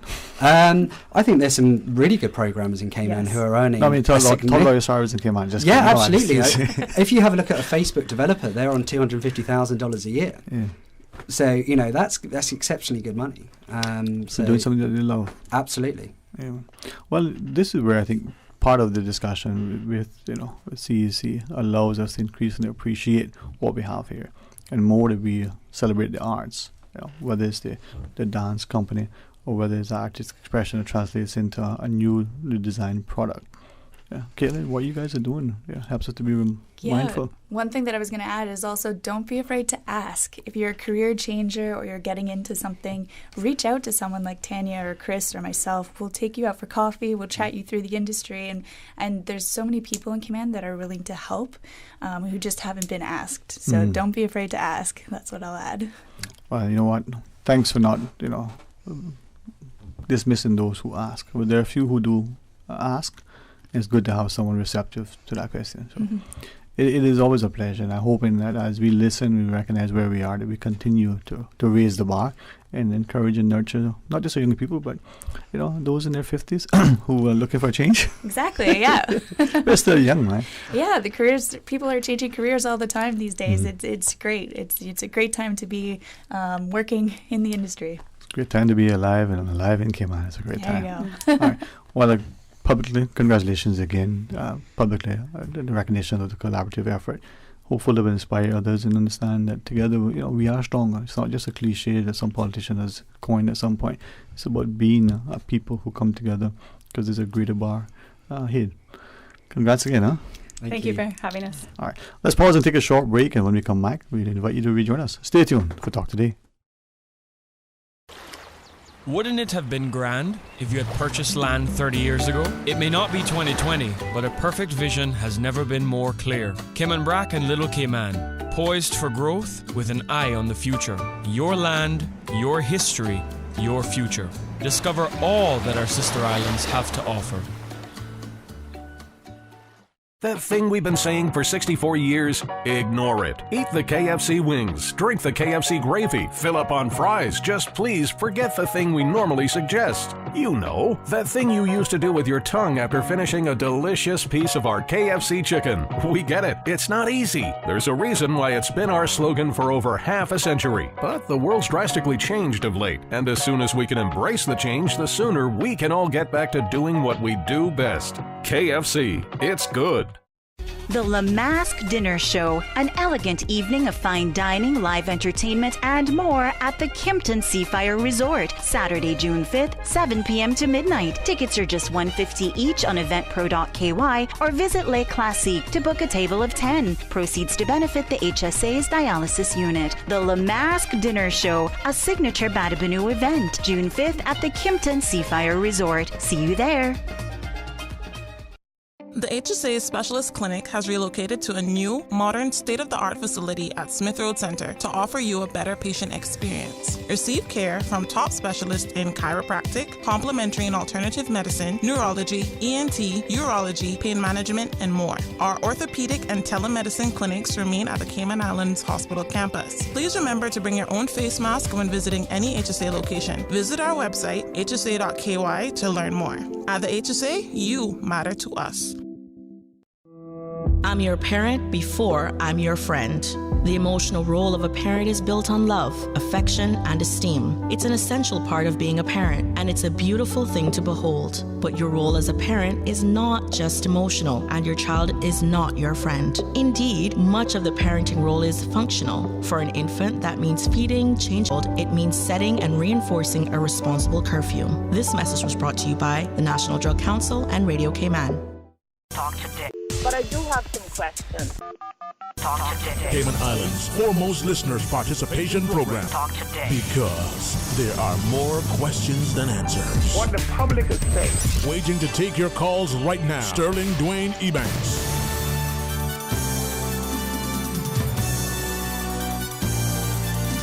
Hey, good afternoon and welcome back, and thanks for joining us as we invite you to be a part of the discussion. And it's always, for me, an honor to be able to invite our parents. I keep putting that emphasis on us to realize that there's much in Cayman and that we sometimes don't appreciate, and it goes untapped. And especially when we look at health services in particular, maybe we can see many different things coming to pass. So, our cancer czar. I like that title. Yeah, you can have it. I humbly and honorably bestow it upon thee. It's Amanda Nicholson. But when we think of research, generally, or whether it's a survey that someone's trying to conduct, whether it's in depth relative to a new product launch, or whether it's about a cure for an illness, and in particular cancer research, we're seeing it. So we invite you through the partnership with HSA to share with us the idea that we can dedicate and appreciate the month as cancer research. Yes, May is National Cancer Research Month, and that was started by the American Association for Cancer Research, but it is something that's recognized all over the world by various organizations who band together to really emphasize the importance of having high-quality cancer surveillance data in order to conduct research into causes of cancer, prevention, management. And when I looked at it, I mean, not just the amount of money that is poured into research generally, but to look at the various areas of research and to watch increasingly that many times we're seeing excellent therapies coming out partly because of the data that's collected, where, when, and how, and to what extent. We play a role as well. Absolutely, yeah. The things that we learn from cancer surveillance data, as you said, go towards prevention, but they also go towards helping cancer survivors have a better quality of life and to live longer once they've beaten that disease. So all sorts of valuable things come out of cancer surveillance data. It's the foundation of any country's cancer management strategy. Yeah. Something that you've shared with us almost every time, the notion that we have good data that's timely, that's accessible, that's accurate, we can make good positive decisions. Do we need to acquire a piece of equipment? Do we need to look at a particular area that may have a larger sort of pocket of some outbreak of some sort? Yes, cancer clusters. That's one of the primary things that you would use registry data for. Is it helps target possible environmental carcinogens. But yeah, it also lets you know how many medical facilities you need, how many physicians you need, how much medicine, what sorts of treatment are people going to need. So without that data, it makes it really hard to plan for things like that. Now, from that perspective, as we talk about the month of May being devoted to sort of cancer research, but also from the Cayman context, the subscription to our database, the fact that it's growing, but maybe there's still some reticence. As a populace, help us understand both of them so that we appreciate that we play a role. Yes. Well, the registry works, for those who don't know. It's a voluntary registry, so any cancer survivor who is willing can fill out a short form to give us a little bit of information about their demographics and diagnosis. And what that means is that our population can play a direct role in how much information we have about cancer and how fully we understand cancer trends within our community. And yeah, it's a growing registry. I think we've got close to 600 people now, which is a very nice amount of data. But we're always encouraging cancer survivors who haven't registered to take the time to do that, because that's how we're going to combat this disease in our population. And I mean, whether you've been diagnosed recently, if you've had it for a while, or whether someone that you've cared about has no longer with us, we can still submit the data? Yes, it doesn't matter if you were diagnosed yesterday or 10 years ago. And if someone wants to register on behalf of a deceased loved one, they can do so for a first-degree relative. And I think for those who are listening would appreciate the importance of the statistical analysis, but there's someone thinking, well, what does that matter? I'm just one person with this thing. Everyone has this thing, or a lot of people have it. But it creates something meaningful when you look at the big picture. It does. Yeah, it's, you know, when someone reports data, it's just one person. But if all cancer survivors took the time to do that, think of how much information we'd have. Think of all the things that we could learn about what are we doing now that's working and what do we need. And I think, as I said, this, I'm very, very careful. I won't look at it from the statistical perspective, but you talk about a cluster. If all of a sudden you have from 600, you got 6,000 sort of data points. And in that, you can formulate much easier. Well, oh, wait a minute. Over here, there's an age, or there's a gender, or there's a geography that comes into play. It makes it much more, perhaps, impactful. It does. It gives you a starting point as to where do you need to go next. If you see a group of people or a certain geographic area that seem to be experiencing higher incidence, well, that's where you want to start. Right. And the more information we have, the better it is. Now, from the perspective of cancer research, and we can see the importance of emergent therapies, but what do you want to share with us that as we celebrate, or at least advocate and emphasize, you know, there's a month dedicated to many things, and cancer research is one of them? Yes, I think it's important to recognize that we need high quality data in order to move forward in any capacity. And anyone who wants to show support for Cancer Research Month, there's all sorts of ways they can do it. As we've been saying, as Caymanians have the unique opportunity to really directly participate by joining the registry. But you can also show support on social media or to volunteer at local organizations committed to cancer prevention. Survivors can share stories of hope and recovery. There's all sorts of things we can do to really appreciate. And I think, too, when we look at from the sort of statistical perspective, we may see a lot of emphasis or research dollars or even marketing in terms of promotion for a particular area. And then we may look, well, children's cancers, for instance. It was a time when, percentage-wise, there wasn't a whole lot of money being devoted to it. But then the numbers relative to the people may be because the money goes where the money is attracted. Well, and that's another thing that you can, you know, that this research is useful for, is to find out where funds are best spent. What's the best way to use the money in order to do as much possible as you can for prevention and management. Well, I appreciate it. I think this is where the more we talk about it, we'll get to a place where we understand that it is difficult. For that one person, it's life-changing. Yes. For that family, it is, you know, without question, significantly impactful. But then as we broaden the spectrum, we can see that there is, you know, hope beyond, you know, that sense of helplessness then and there. There is, and I think it is important that we continue to have conversations like that, and to reduce the stigma around cancer. I think it's a conversation a lot of people are just really uncomfortable having. But the more we talk about it, the more we learn. And the more we start to appreciate that there are things that, you know, our lifestyle choices. For argument's sake, if there was a particular, you know, tree planted somewhere that was carcinogenic, or a particular, you know, energy wave being passed through space, if we know, we wouldn't, you know, ignore it. Yeah. I mean, everything that we know about, you know, behaviors that can contribute to cancer, carcinogenic things that can contribute to cancer, all of that comes from high-quality data. Yeah. So, yeah. And the more that we know, perhaps the better position, and a word has become almost a cliche, but it's true, empowered, that we can do something meaningful about it.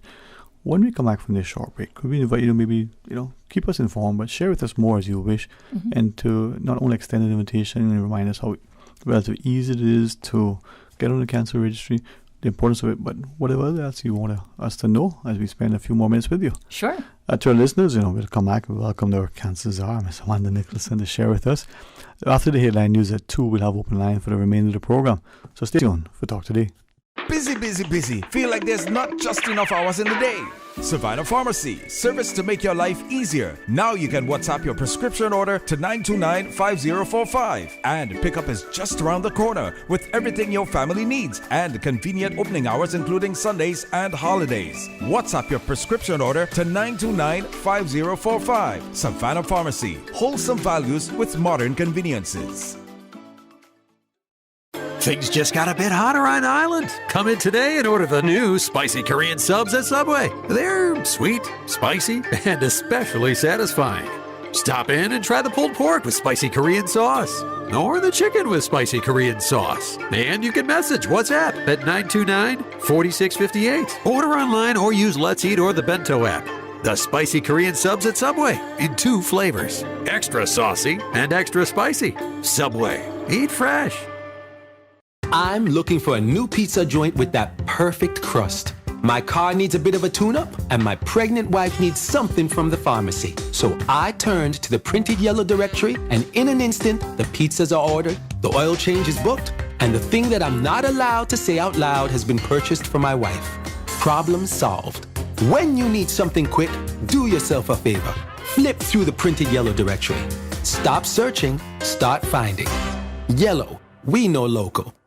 Want your kids to gain social skills, independence, self-confidence indoors? King's Sports Center Art of Fun Summer Camp is the solution. Make memories. Learn new skills and life skills. Activities include Basketball, football, dodgeball, arts and crafts, squash, drama, kids aerobics, bowling, and much, much more. King Sports Center Art of Fun Summer Camp will be held from July 6th through August 6th. July 6th through August 6th. Monday to Friday from 8:30 a.m. until 5 p.m. Camp includes all activities, 1 lunch, and 2 breaks. The early bird special ends on May 31st. For more information, call 946-5464 or email kings@candw.ky. Your one-stop facility for fitness, recreation, relaxation. Your Radio Cayman 6 p.m. news, Monday through Friday, is brought to you by Logic. Your life connected. Talk today. But I do have some questions. Talk today. Cayman Islands' foremost listeners participation program. Talk today. Because there are more questions than answers. What the public is saying. Waiting to take your calls right now. Sterling Dwayne Ebanks.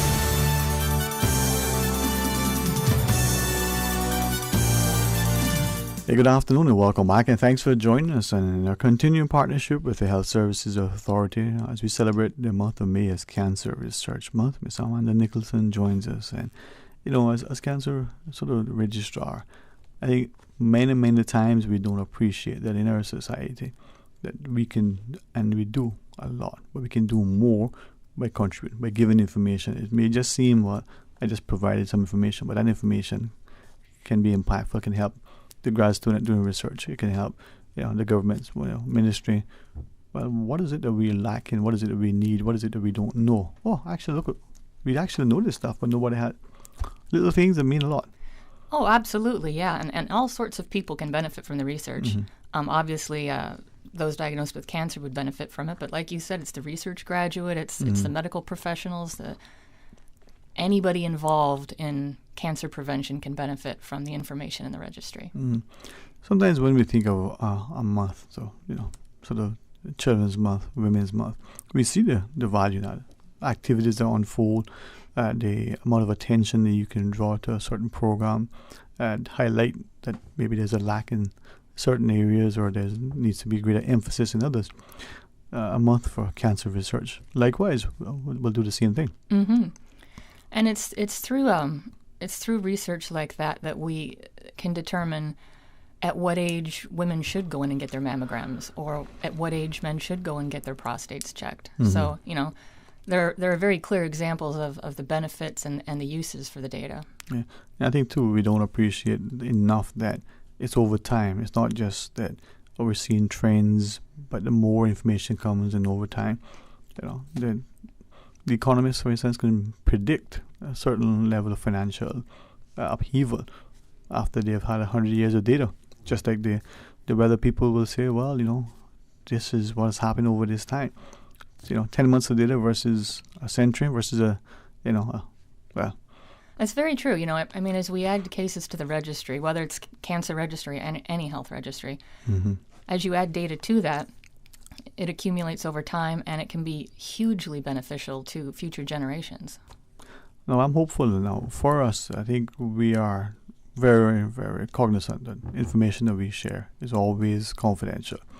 And especially when it comes to our health, we know that without even question, but remind our listeners that this is highly confidential. Yes. It's just data that we want.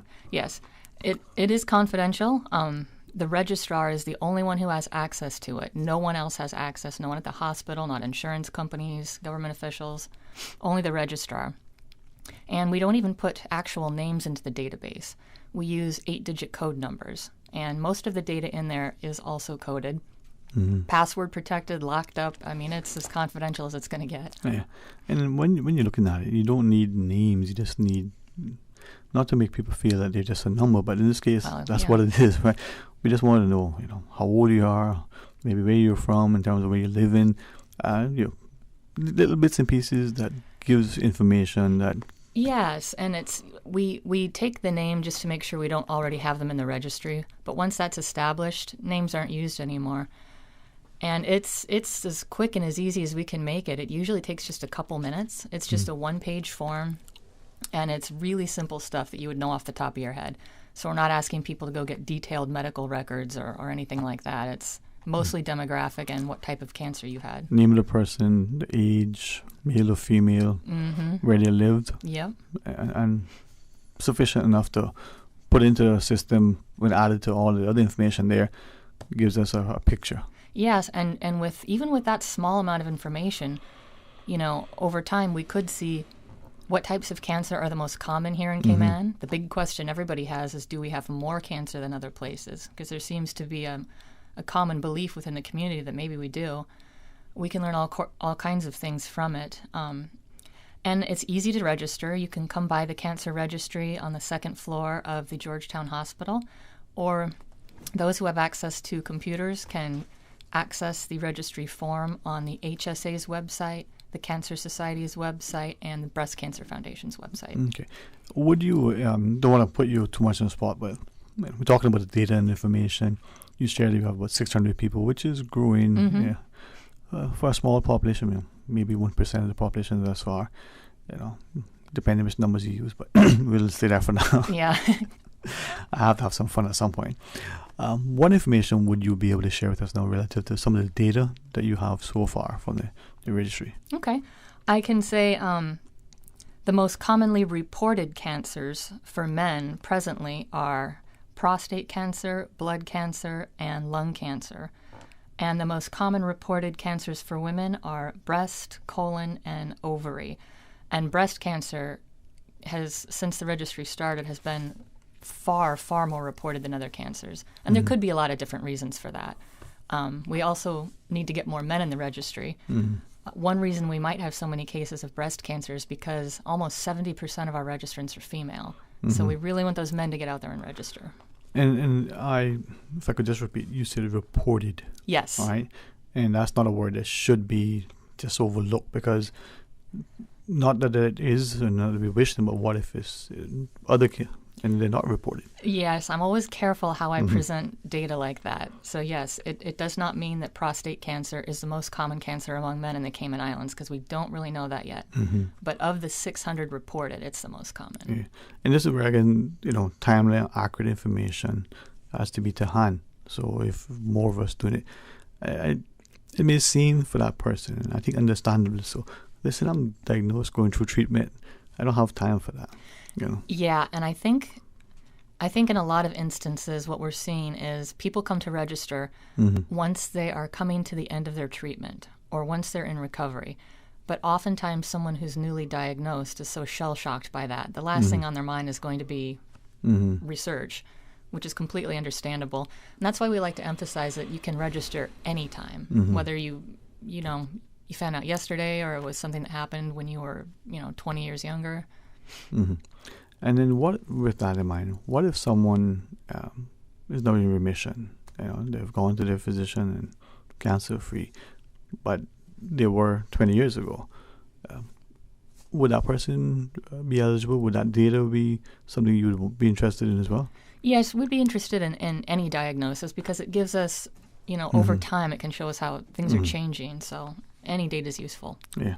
And I think, understand that, but I think more and more it may seem to someone it's just data, but that's what is necessary to make an informed decision relative to how money is going to be spent. Look at government policies relative to acquisition of equipment. That in itself. Exactly.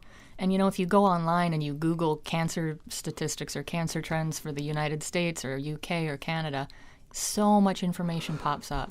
Mm-hmm. You know, there's website after website to look at. And that's from cancer surveillance data. And that's something we presently cannot do for the Cayman Islands. Yeah, and even though 600 is, a growing number, but wouldn't it be nice if it was 60,000?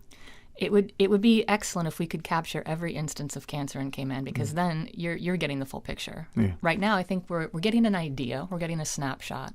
But yeah, unless you're capturing a majority of the cancer cases diagnosed, you're not going to have the full picture.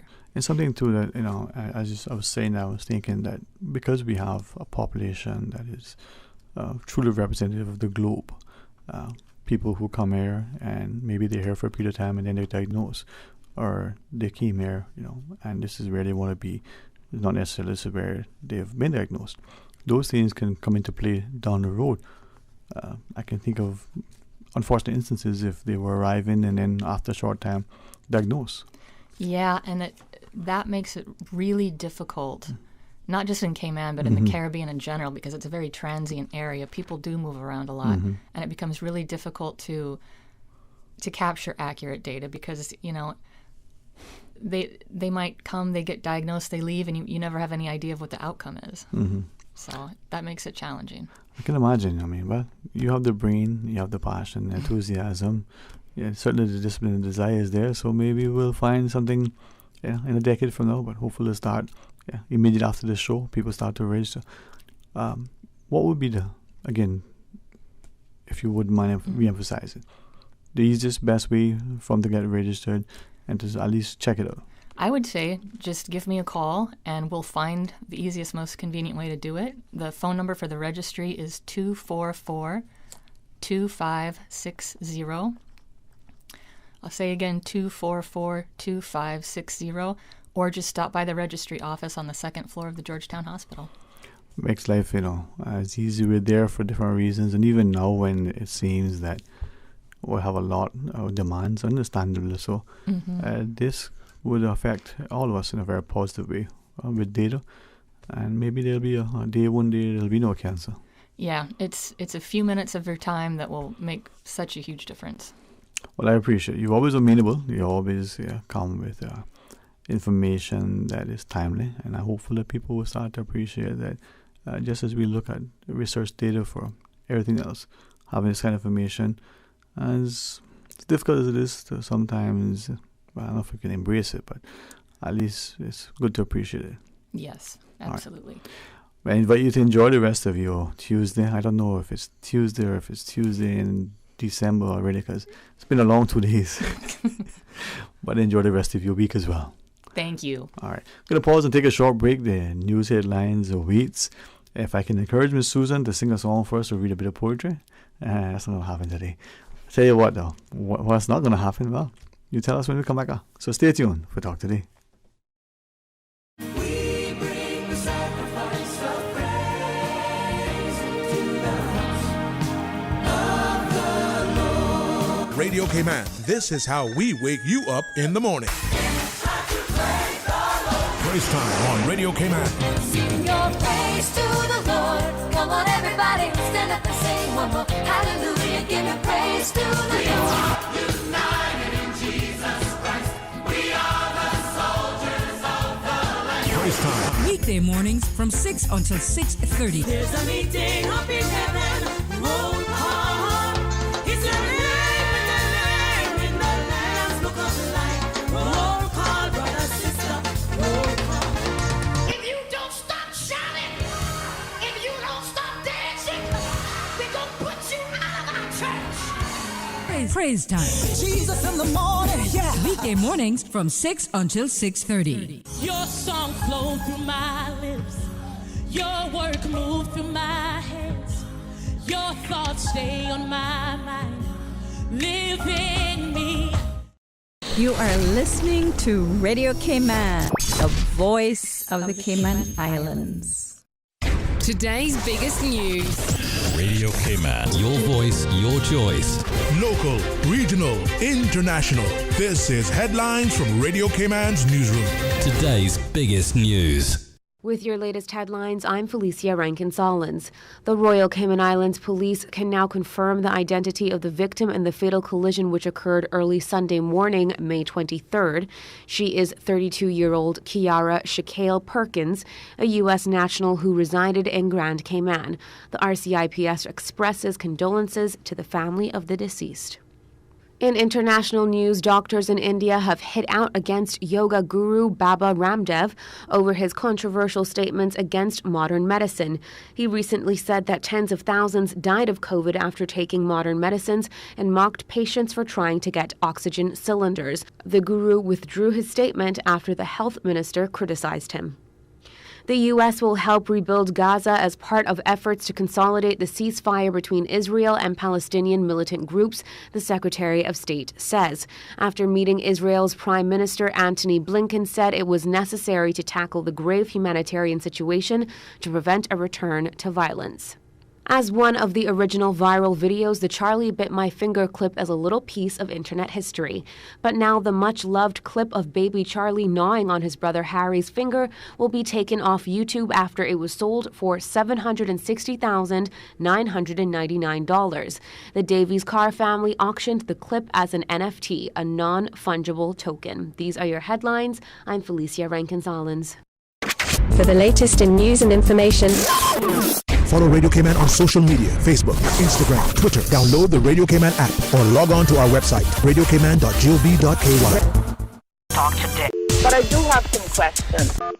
Talk today. Cayman Islands' foremost listeners participation program. Talk today. Because there are more questions than answers. What the public is saying. Waiting to take your calls right now. Sterling Dwayne Ebanks.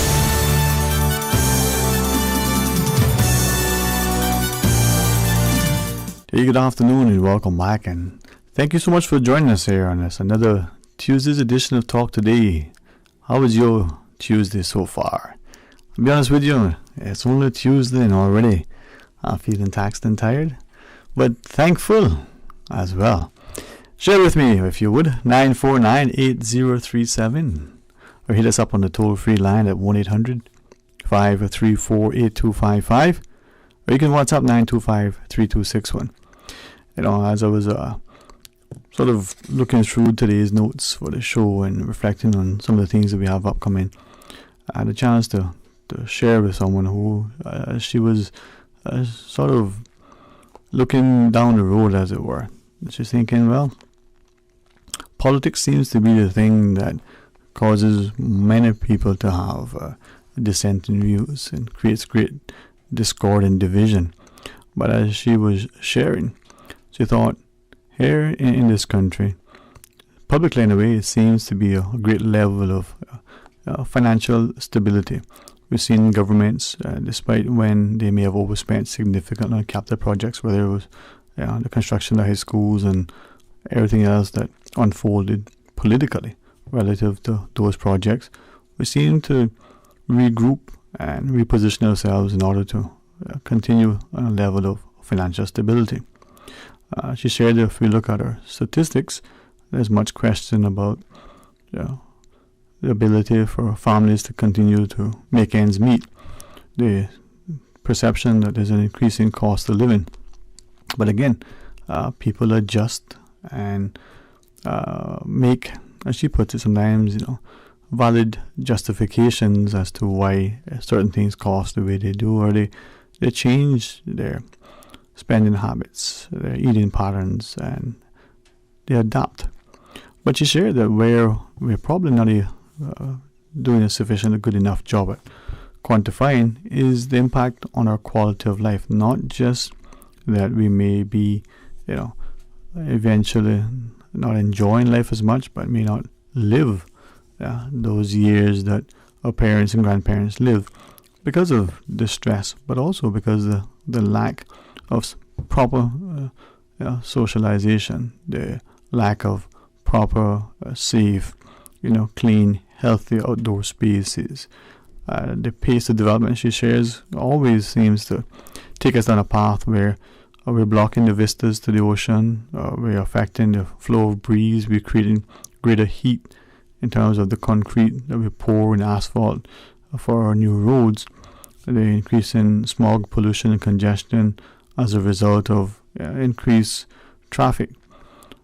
But she's asking, would it not be helpful if it was possible that the environmental fund, for instance, could be utilized to purchase yet undeveloped properties along a coastline to create bigger parks, or when spaces are being developed, that somehow, if it's on the water's edge, as it were, that there is a greater sense of accessibility to it, access for the public to it, and the use by the public of it that is respectful and responsible. There are many undeveloped spaces that would be poised for future development and great financial windfall to whomever does the development. But is that money to the government's coffers? Is that profitability to that development consortium really in the best interest of a country's long-term health, welfare, and stability? Well, your thoughts. 949-8037, 1-800-534-8255. Let's go to the phones. Hey, good afternoon and welcome. Hi, Sterling. Hey, good afternoon. How are you today? Oh, pretty good. Thankful. Amen. We are indeed. Yeah, I just tuned into your station for the day. We'll just listen to what you were saying there in Berlin.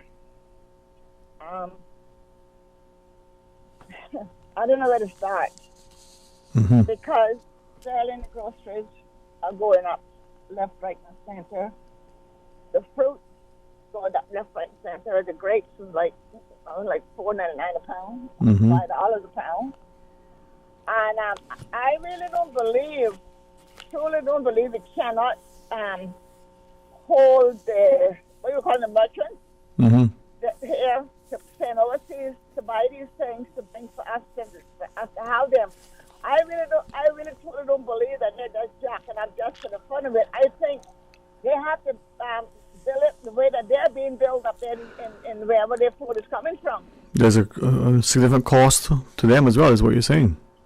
Exactly. So, it's going to get a bit rougher and tougher here in the island, trying to keep up with the groceries and the gasoline and everything else, because I really don't believe that people here are jacking up just for the fun of it. It's got to be when they bring their stuff in, they can't. They have to take it up to a degree.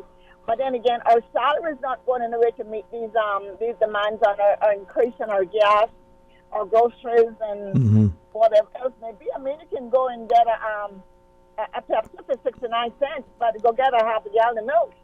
It's $5. Something that is more healthy than the Pepsi. You know what I mean? So, go ahead. No. I think you're onto something in that. We maybe have to look at our population and the demands the population is putting on the country, from its infrastructure to the supply of food and housing. Is that sustainable to the not just the provision but acquisition of those foods? We're bringing it in. How are we bringing it in? What's the quality and the cost of what we're bringing in? Exactly. I heard someone on your radio some time ago stating that we should look to Jamaica and we should look to this country and that country for more of our goods. But Sterling, I'm no disrespect to anyone trying to bring their groceries to the Cayman Islands to sell. If you go look on the grocery store shelves, you're going to see a lot of great products. Great products from everything on the Foster shelves and whatever other stores are here in the Cayman Islands. So if Grace doesn't know why they're in the Cayman Island with their groceries, we won't be getting no Libby's and no Del Monte and all those different brands and stuff. You know what I mean? Yeah, and I think. We got people going to the grocery store. Sorry, we got people going to the grocery store and if the ball is a bit smaller they can't, they don't know the name on the ball and so forth. They say, my God, I'm not buying this because I don't know what this is in English. And I'm gonna give an example. The Ritz crackers, right, has 4 sleeves in it. And I used to buy them regular, and I stopped. Now I go on to the Jacob crackers. So now, when you used to buy the Ritz crackers, their sleeves is long and the box is tall. Now the box is a bit shorter and the sleeves are shorter. You're getting less biscuit and less size box for your money. and the price is practically still the same. Or the price has gone up. Yeah. You know what I mean? Well, you've seen that too with a number of our products, whether it's ice cream or whether it's other things that the serving or the container which it comes in is less than what it was way back when. But the price is, as you shared, the same or higher. Let me give an example of my car insurance. They got me there for X amount of dollars if anything happened, right? And the car's getting older, and they say, well, do you want to, what are you thinking about taking the value down on the car? I say, well, if I take the value down on the car, and is my premium going to be less? They say, no. I say, wow. So so if I still keep it at what I got it at and still pay the premium, no gain there for me. But if I take it down and I get an accident, the deductible will be like $450. That comes out of whatever amount of money is there that I'll be getting. So what am I going to have about less than $5,000 to go look for a car in the Cayman Islands? I don't think so. Well, there are those, I guess we would say glaring recognition that costs are increasing. But what is, in your mind, a possible solution to address that? Sterling, we depend on the whole world for everything that we get here. We got a small provision going on here, not enough. We ain't got no fish in the sea. We ain't got no lobsters. We ain't got no count. So don't care how we try to beat it down here. It's not going to work because it depends on where our food is coming from, and we're going to pay a dear price for it. And this thing about the pandemic is making things go up. You know something? It may, but I'm not going to dwell on that. The pandemic is taking up our products to the price it is going to. And if it is, well, it is sad. And if the pandemic should come to an end tomorrow, are the prices going to drop? I don't think so. Well, we can see the knock-on consequences you're sharing if a factory somewhere, let's say building materials or even, a food stuff or meat isn't operating at capacity or is closed. That could, but maybe we need to now revisit the way. Let's say, for instance, meats, whether it's poultry or some other meat. Let's say that we get it from a central processing facility and everything that is farmed is taken, into a chain where it eventually ends up into one spot. Well, potentially we can see the bottlenecks. If that was a road where all 5 roads converge into one, you look at a bottleneck. If that's happening with the way foods are being, processed and distributed, maybe we need to rethink how foods come to the market. Yeah, tell me about it. Darling, listen, sweetheart, I don't care what nobody says. It's not going to get no better. Our groceries, everything, nothing here is going to get better. That's not a way to look at it. But if you don't hit reality somewhere down the line in this situation, you're going to be setting yourself up for a bad dream when you decide to go to the store, to the gas station, or to go buy a refrigerator, or buy a stove, or buy a car, or whatever you may want to go and purchase. Right. You know what I mean? But go ahead, honey.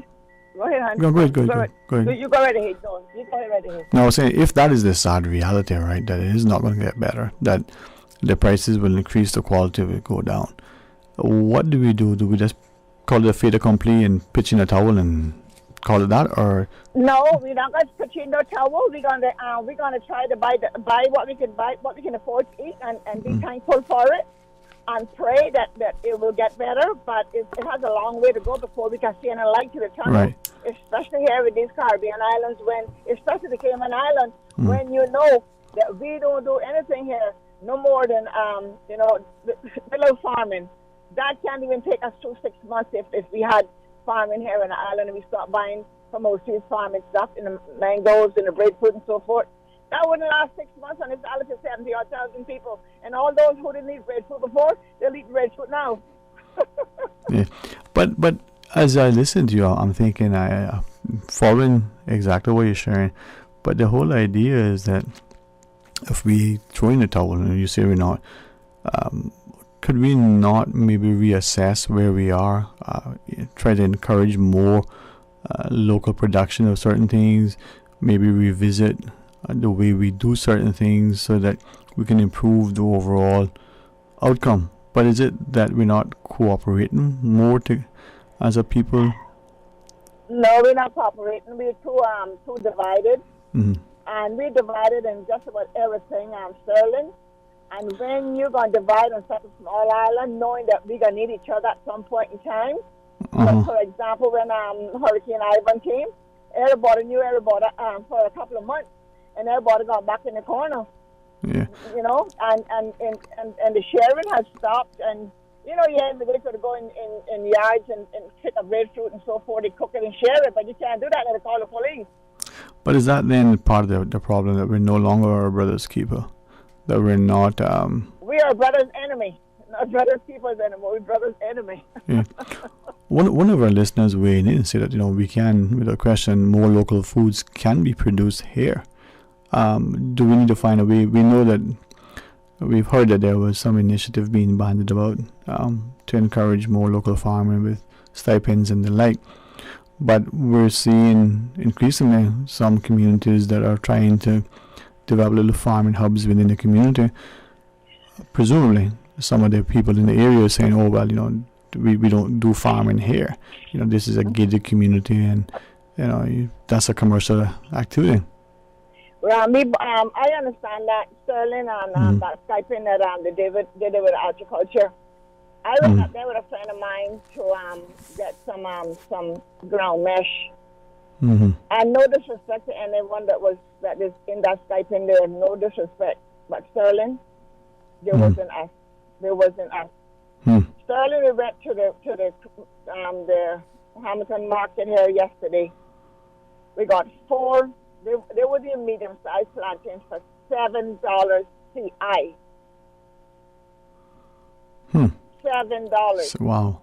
And there was not really the real fit and great size of plantain that you would get when they're really fit and ready to eat and whatever, you know, because sometimes it takes too long to even turn when they're practically half young still. 7 CI for 4 plantains, and I witnessed that with my cousin yesterday. Undespicable. Well, and if you listen now, Sterling, sweetheart, that's the green one now, and if you buy the right one, it's a different price. Wow. But is that maybe one of the challenges that we're finding, that it's a case of demand and supply from two perspectives? One, a lot more people are asking for the decreasing amount of produce that we have, so the price is going up. And then the people that are asking, maybe they have more money to hand, and they're willing to pay a little bit more. Sterling, we got lots of expats living here that can support themselves, and they can go to the grocery store, and the carts are running over, and they got 2 and 3 kids alongside of them throwing stuff into the cart. When we take our children to the store here and grandchildren, they can't put that in the cart until you get everything you went for, and you'll say, now you can have a treat. At least that's how I raised my 2.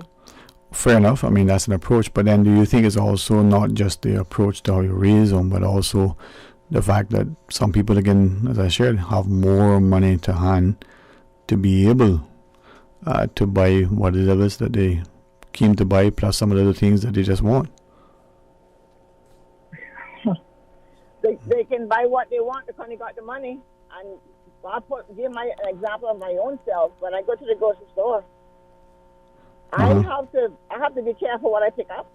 I be looking at the red to see what's going on there, and I pick up the minimum, only me one, and it's cheaper for me to pick up some cooked food on the road off a deli than to go home and cut my stove on and get a $200 like bill at the end of the month. But you know what I mean? I mean, if as one of our listeners reminded us, in one of the candidates in the last election, Mr. Elias Solomon had put forward some ideas relative to what we can do, maybe acquiring other properties elsewhere, trying to figure out how to have, just like we see larger nations and larger companies have done around the globe, maybe have a stake into a space where we are producing things for our own market. Maybe we need to think collectively and collaboratively. Yeah, in Sterling, that is true. But getting the people to do it and get it started and where it's going to be located is another ball game by itself. And Sterling, the fact of the matter is, all those tires at the dump, at the heap down there, Cashmore, Do you know that America is taking tires now, making mulch from tires, hard black plastic, and they're selling it here in the stores by the bag? Yeah. We could be doing that here. But before you go, I want to say something else. Yes, ma'am. Sterling, they got a company now in Cayman, Walk a Dog, and I hear big money in it. And we got foreigners getting foreigners to walk their dogs. When we got so much people here unemployed, they can go out there and make all kind of money walking a few dogs for the day. And the money is tax-free. They don't have to share with nobody. They have a certain time to go. I mean, Sterling, you ever thought the Cayman would come walk a dog in the Cayman Islands? If some people got the keys to the private homes, and they go in and get the dog and come out and walk the dog and take the dog back to the house. I know it for a fact. Well, we know that sort of thing happens, and we know that when it comes to people valuing, well, do they spend a few dollars for this so they have the time, or they just don't have the time or the desire? Any final points you want to make? I just want to say that, God, please have mercy on my Cayman Island. And with the people of this island, we need to really try to show a little more love and come together and let's live each other and see where we can help. We don't have to give them about $100 every time you see them. A smile, a hug. Did you have something to eat today? Take a bag, take a little grocery bag to our neighbor house, or you know what I mean? We need something like that in this community because we are too far apart, and we're teaching our grandchildren and our children the same behavior of not caring for each other. We're not showing enough care. But I just leave that and just got to pray that God will open their eyes on this island and say, you know what? We're more than blessed here. This was called milk and honey, but the milk and honey is almost finished now. It was called paradise. Now we call Cayman Pine. I hope that I'm not going to get a new name for this island before my eyes close. Well, I hope that's all. Thank you, Mom. Thank you. You have a great day. You too. Right. Well, let's pause and take a short break. When we come back, maybe you'll share a thought with us. Stay tuned for Talk Today. At Subway, we know a meal isn't quite complete without a side, and that's why we're introducing waffle fries. Subway's waffle fries are oven-baked softness with extra crispy edge, giving a satisfying taste to be enjoyed as is or in any of Subway's dipping sauces. Order waffle fries as a side item for $2 or make it a meal deal. Subway, eat fresh. Explore your history. Explore your land. Explore your sister islands. The ultimate staycation experience. Your culture, your freedom. The land that time forgot isn't gone. It's your sister islands. Discover all that our sister islands have to offer. The La Masque Dinner Show, an elegant evening of fine dining, live entertainment, and more at the Kimpton Seafire Resort, Saturday, June 5th, 7 p.m. to midnight. Tickets are just $150 each on eventpro.ky or visit Les Classiques to book a table of 10. Proceeds to benefit the HSA's dialysis unit. The La Masque Dinner Show, a signature Batabanu event, June 5th at the Kimpton Seafire Resort. See you there. Want your kids to gain social skills, independence, self-confidence indoors? King's Sports Center Art of Fun Summer Camp is the solution.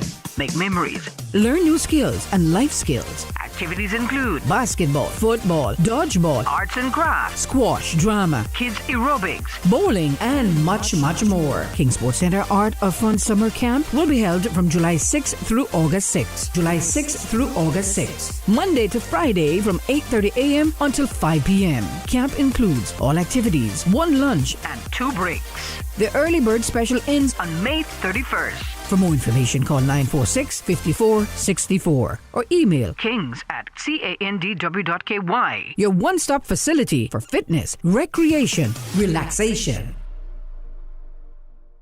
Talk today. But I do have some questions. Talk today. Cayman Islands' foremost listeners participation program. Talk today. Because there are more questions than answers. What the public is saying. Waiting to take your calls right now. Sterling Dwayne Ebanks.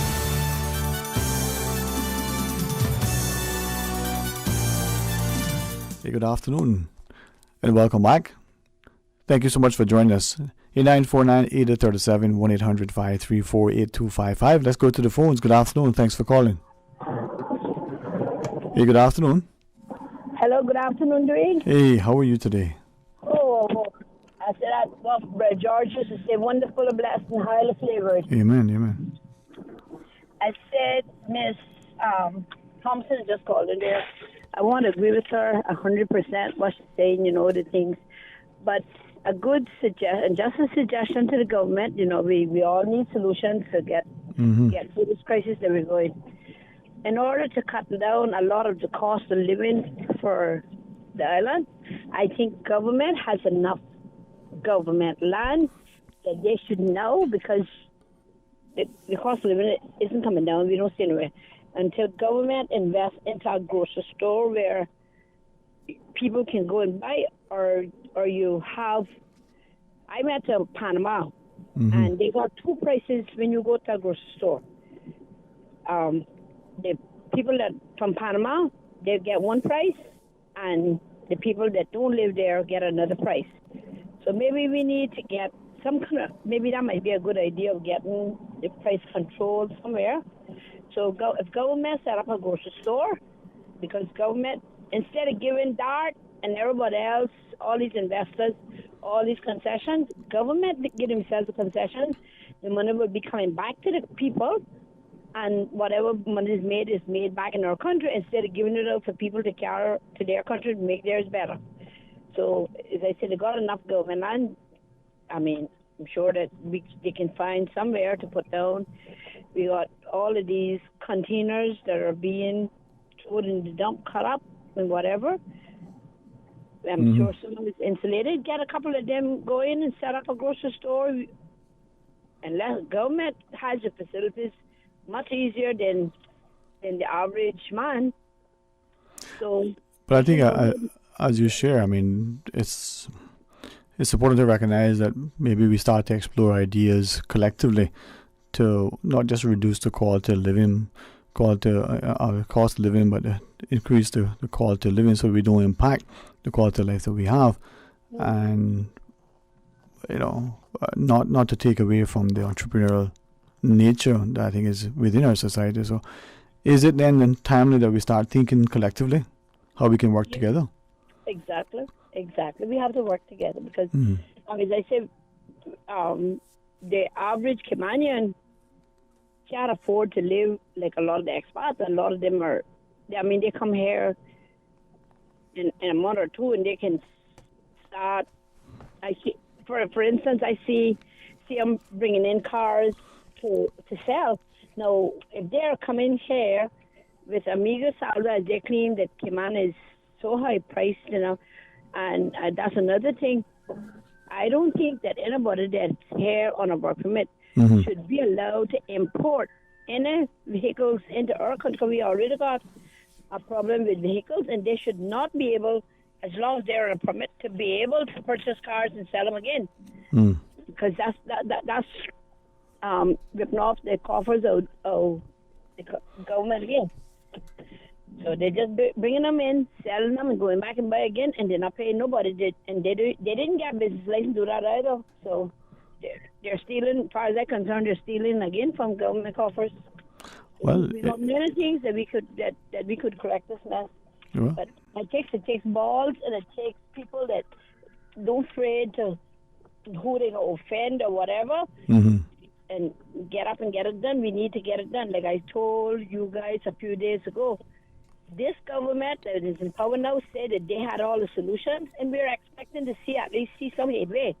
That like they're gonna make some change, because it has been very, very hard, at least for Caymanians, in the last 30 years. So we're not gonna say they just the last government, because the last government is a combination of the two governments together. So all their budgets are together.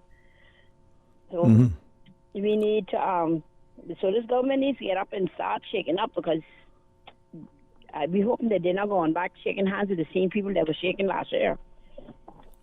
Yeah, and this is, I think, where now maybe as a people we start to appreciate that the government is the people, is representative of the people, and if we participate with them, help them to appreciate that they need our input.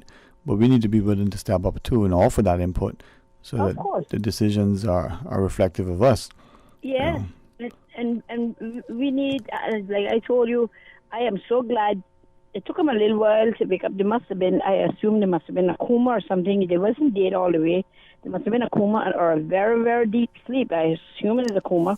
That they just woke up and realized that, we're still alive. Because for so long, they have played dead in this country. That's why we're here. This is what we're reaping now from what we sowed. Right. Okay. All right. Nice talking to you, Dwayne. Always good pleasure listening to hear what you have to share. And as I listen to you, it is a lot of emphasis and effort that has to go into ensuring that the economy is representative of a populace that is always progressive and progressing. And maybe as we measure the quality of life and standard of living, that we're seeing it more than just reflected in our bank accounts. So it's an interesting time ahead. And, it's one thing to look at it, look at the Cayman landscape and appreciate that things are costly. But then if we walk through our supermarkets, for argument's sake, but even almost everywhere in our country where there's sort of a retail component, we have an incredible vast selection of things that we find in Cayman that not available in many other larger and developed economies. So we need to look at it and appreciate that there's a lot here, and it'll get better if we work together. And if it's somewhere that we can contribute, well, we're going to make it better. That call for unity is increasingly important for us all. There's something that I'll share with our listeners. It's a quote from Nelson Mandela that a friend shared that I maybe want to relate to us. Nelson Mandela says, "And there is no passion to be found in playing small, in settling for a life that is less than you are capable of living." Well, tomorrow's another day. We invite you to be a part of our discussion. It's going to be an excellent show. I have the opportunity to welcome to our studio a chance to talk relative to an upcoming conference for the chartered surveyors and the like. Looking forward to that. And at 1 o'clock, our lady with a remarkable gifting, Stephanie Dos Santos, will join us. So looking forward to that conversation as well. Please join Mr. Art in the morning for the record and come back for Talk Today right after the midday news and midday meditation. Until then, be blessed. Talk Today is brought to you by Subway, open 24 hours in Countryside, Anderson Square in Georgetown, and Centennial Towers in West Bay. And by the Ministry of District Administration, Tourism and Transport. Explore your history, explore your land, explore your sister islands. And Savannah Pharmacy in Countryside Shopping Village, convenient opening hours including Sundays and holidays. And Royal Fidelity Bank and Trust, money at work.